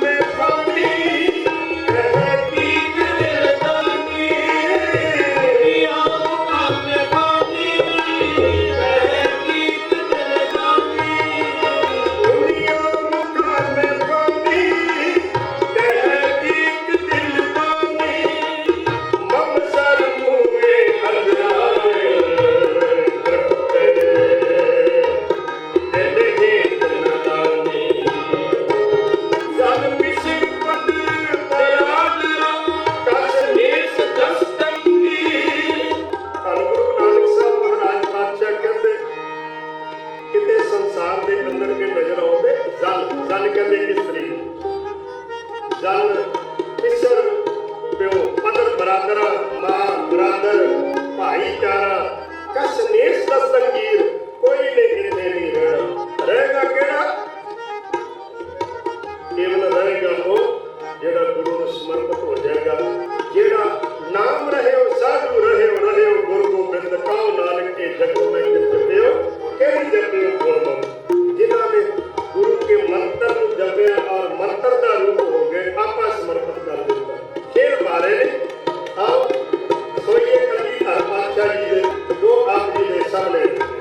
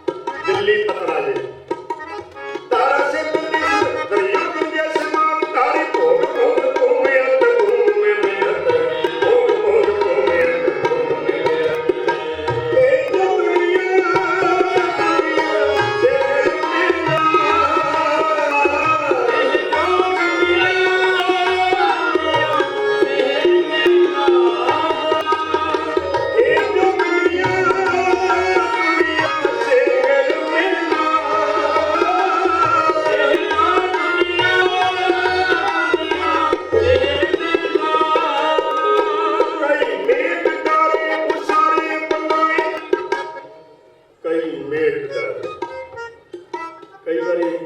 ਪੜ੍ਹਦੇ ਹੁੰਦੇ ਸੀ ਉਦੋਂ ਸਲੇਟਾਂ ਚੱਲਦੀਆਂ ਸਲੇਟਾਂ ਤੇ ਫੱਟੀਆਂ ਲਿਖੀਦਾ ਮਟਾ ਦੀ ਦੱਸ ਠੀਕ ਨਹੀਂ ਮਟਾ ਕੇ ਫਿਰ ਦੁਬਾਰੇ ਲਿਖੋ ਫਿਰ ਲਿਖੀਦਾ ਅੱਖਰ ਸਹੀ ਨਹੀਂ ਲਿਖੇ ਫਿਰ ਲਿਖੋ ਜਿਵੇਂ ਅਸੀਂ ਕੋਈ ਲਾਈਨ ਲਿਖ ਕੇ ਕੋਈ ਚੈਪਟਰ ਲਿਖ ਕੇ ਕੋਈ ਲੈਸਨ ਲਿਖ ਕੇ ਮਟਾ ਦਿੰਦੇ ਸੀ ਮੁੜ ਕੇ ਫਿਰ ਬਣਾਉਂਦੇ ਸੀ ਲੋਕ ਅਕਾਲ ਪੁਰਖ ਪਰਮਾਤਮਾ ਵੀ ਐਸਾ ਗੁਪਤ ਸੰਸਾਰ ਨੂੰ ਰਚਦਾ ਹੈ ਕਈ ਨੇਟ ਡਾਰੇ ਉਸਾਰੇ ਬਣਾਏ ਉਪਾੜੇ ਗੜੇ ਫਿਰ ਮੇਟੇ ਉਪਾੜੇ ਕਈ ਨੇਟ ਡਾਰੇ ਉਸਾਰੇ ਬਣਾਏ ਉਪਾੜੇ ਗੜੇ ਫਿਰ ਮੇਟੇ ਉਪਾੜੇ ਤੇਰੇ ਅਕਾਲ ਜੁਬੀ ਕਿਨੂੰ ਨਾ ਪਛਾਣੀ ਘੜੇ ਪਈ ਬਹੇ ਘੜੇ ਪਈ ਬੇਗਾਨੀ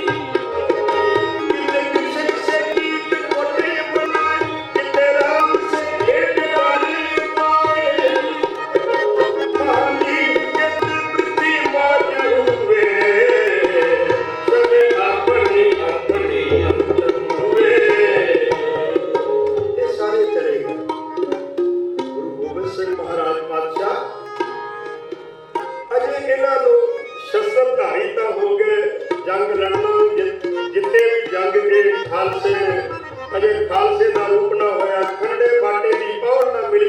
तैयार हो गए बाहरों अंदरों गुरुदेव संजय पातशाह महाराज जान हील के तली ते सिर रख के लड़न वास्ते तैयार कर दिता महाराज संजय पातशाह कहते आओ हुण प्रीखिया का समा तुहाडा पूरा हो गया हुण एक समा बाकी रह गया तुहानूं नवां जीवन देना नव जीवन देना नवां जीवन कैसा जिवें माली कमल फुल दी उत्तों कट देता ना कमल फुल दियां टाहणियां कट दिंदा कैंची नाल तां ओनूं फुल लगदे कटदा चला जांदा गुलाब नूं कटदा चला जांदा गुलाब फुल दियां कलमां लांदा कटदा फिर उस नूं लांदा कटदा ਉਹ ਜੋ ਕੱਟਦਾ ਕਿਉਂ ਉਹ ਖਿੜਦੇ ਨੇ ਖਿੜਨ ਤੋਂ ਬਾਅਦ ਉਹਨਾਂ ਵਿੱਚੋਂ ਫੁੱਲ ਬਣਦੇ ਨੇ ਮਹਿਕ ਬਣਦੀ ਏ ਰੰਗ ਬਣਦਾ ਤੇ ਫਿਰ ਭਵਰੇ ਚਾਰ ਜਿਹੜੇ ਆ ਕੇ ਪ੍ਰਕਟ ਹੁੰਦੇ ਸਤਿਗੁਰੂ ਕਹਿੰਦੇ ਆਜੋ ਕਰੋ ਸਾਰਾ ਇਤਿਹਾਸ ਆਪਾਂ ਨੂੰ ਪਤਾ ਹੀ ਕਿ ਪਾਂਚੋਂ ਹੀ ਤਿਆਰ ਕਰਕੇ ਪਾਂਚੋਂ ਹੀ ਜੇਲ ਕੀਏ पांचों बड़ी थी बाणी पांचों दिए ककारा अब आप जिसका मुतला कीता सिकंदर जो इम्तहान में पास निकला किसी को अलग तला तस्वीरें अब हयात की कुछ ऐसी रंग लाई, चिड़ियों में जान आई गिदड़ों ने शेर मारा। ऐसा ही समझ फिर समय दे काजी नूरदीन मुहम्मद ने भी लिख दिता, जिस पंथ प्रकाश से लिखारी ने लिखिया उसका मुलत्था करके कहते ये कहता मुर्शिद इनका बली भयो है, इनको आव हयात देव है। हर जो खेल इनका हम देखा बुझ दिल हो शेर से का इनका बुझ दिल से शेर के में पड़ गए, क्योंकि इनको आब हयात दियो। आब हयात का चुला मिल गया, जब आब हयात का चुला मिले तो फिर ये तत्पर खालसा निरंकार परमात्मा नूं अकाल अकाल जपण वाला कहण लगा हुण असीं सिर दे उपर सिर कीर सतार गए खड़ग तो ते दुष्ट पछाड़ा सील जग की कछ पैर पकड़ियो हथियारा यो उपजे सिंह भजंगीए की लंबर धारा तेन आगे कोई न ठहरे भागे सरदारा फिर सुनकर ऐसी भक्त को कांपे गिर पहाड़ भी कंबन लग सच्चे बादशाह महाराज सतगुरां ने मौत का लैसन समझाया ते फिर ये खालसा तत्पर होया जिवें गुरु नानक देव कहते हैं जैसे एक आग ते कलुका कोटे आगे उठे न्यारे न्यारे होई के फिर आग में समाएंगे। जैसे एक आग ते कलुका कोटे आगे उठे न्यारे न्यारे होई के फिर आग में समाएंगे। जैसे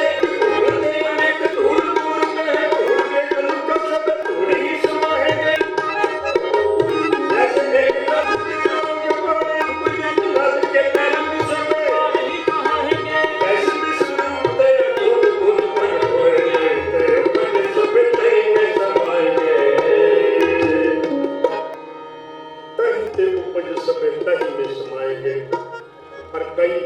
मिट्टी में जा समाते हैं, कई पानी में जा समाते हैं, कई अग में जा समाते हैं। पंज तत्तां दे तीन तत्त ਜਿਹੜੇ ਇੱਥੇ ਰਹਿ ਜਾਂਦੇ ਨੇ, ਪਰ ਪਰਮ ਜੋਤ ਹੋ ਕੇ ਕੋਈ ਜੋਤੀ ਸਰੂਪ ਪਰਮਾਤਮਾ ਦੇ ਵਿੱਚ ਜਾ ਕੇ ਸਮਾਉਣ ਵਾਲਾ ਛੋਟੇ ਅੱਧ ਦੁਨੀਆ 'ਚ ਰਹਿ ਜਾਂਦਾ। ਉਹ ਕੋਟੜ ਵਿੱਚ ਵਿਰਲਾ ਹੁੰਦਾ ਜਿਹੜਾ ਰੱਬ ਜੀ ਦੇ ਵਿੱਚ ਜਾ ਕੇ ਸਮਾ ਜਾਂਦਾ ਹੈ, ਜਿਹਦੀ ਜੋਤ ਪਰਮ ਜੋਤ ਵਿੱਚ ਜਾ ਕੇ ਸਮਾ ਜਾਂਦੀ, ਜਿਹੜਾ ਕਹਿੰਦਾ ਸੂਰਜ ਕਿਰਨ ਵੇਲੇ ਜਲ ਕਾ ਜਲ ਹੁਬਾਰਾ ਜਲ ਦਾ ਜਲ ਹੋ ਜਾਏ। ਜੋਤ किरण में जाके जा मिले सूरज, किरण मिले जल का जल, ज्योति ज्योत रवि संपूर्ण तो बादशाह गुरु गोबिंद सिंह महाराज ने ठंडे पानी का अमृत पान दे के इस खालसे को साथ प्रदान किया और इस धरती का रखवाला पुत्र बनाया, जिसका आप स्थापना दिवस मना रहे हैं। कल स्थापना दिवस से बड़ा होना नगर कीर्तन लगातार इन हफ्तियां को सर सच्चे बादशाह महाराज जी ने खालसे के गुणों का अनुवाद करने पे गाइड करने पे समय सी समय दिया सरकारां या समय के लोग जिहड़े सन ये कहते एक खालसा तुरिया जाओ, कहण दी लोड़ नहीं सी पैंदी, कहण दी लोड़ नहीं सी पैंदी। ईमान आमदो ये सिख आउंदा पिया पहचान हो गई, ये सिख आ रहे हैं, सिख के गुणां नूं वेख लिया गया। मार कहते सी सानूं ते मार ही इन्हां ने अपनी फारसी दे विच किया सत्य ते सतगुर कलगीधर पातशाह ने जफरनामे दे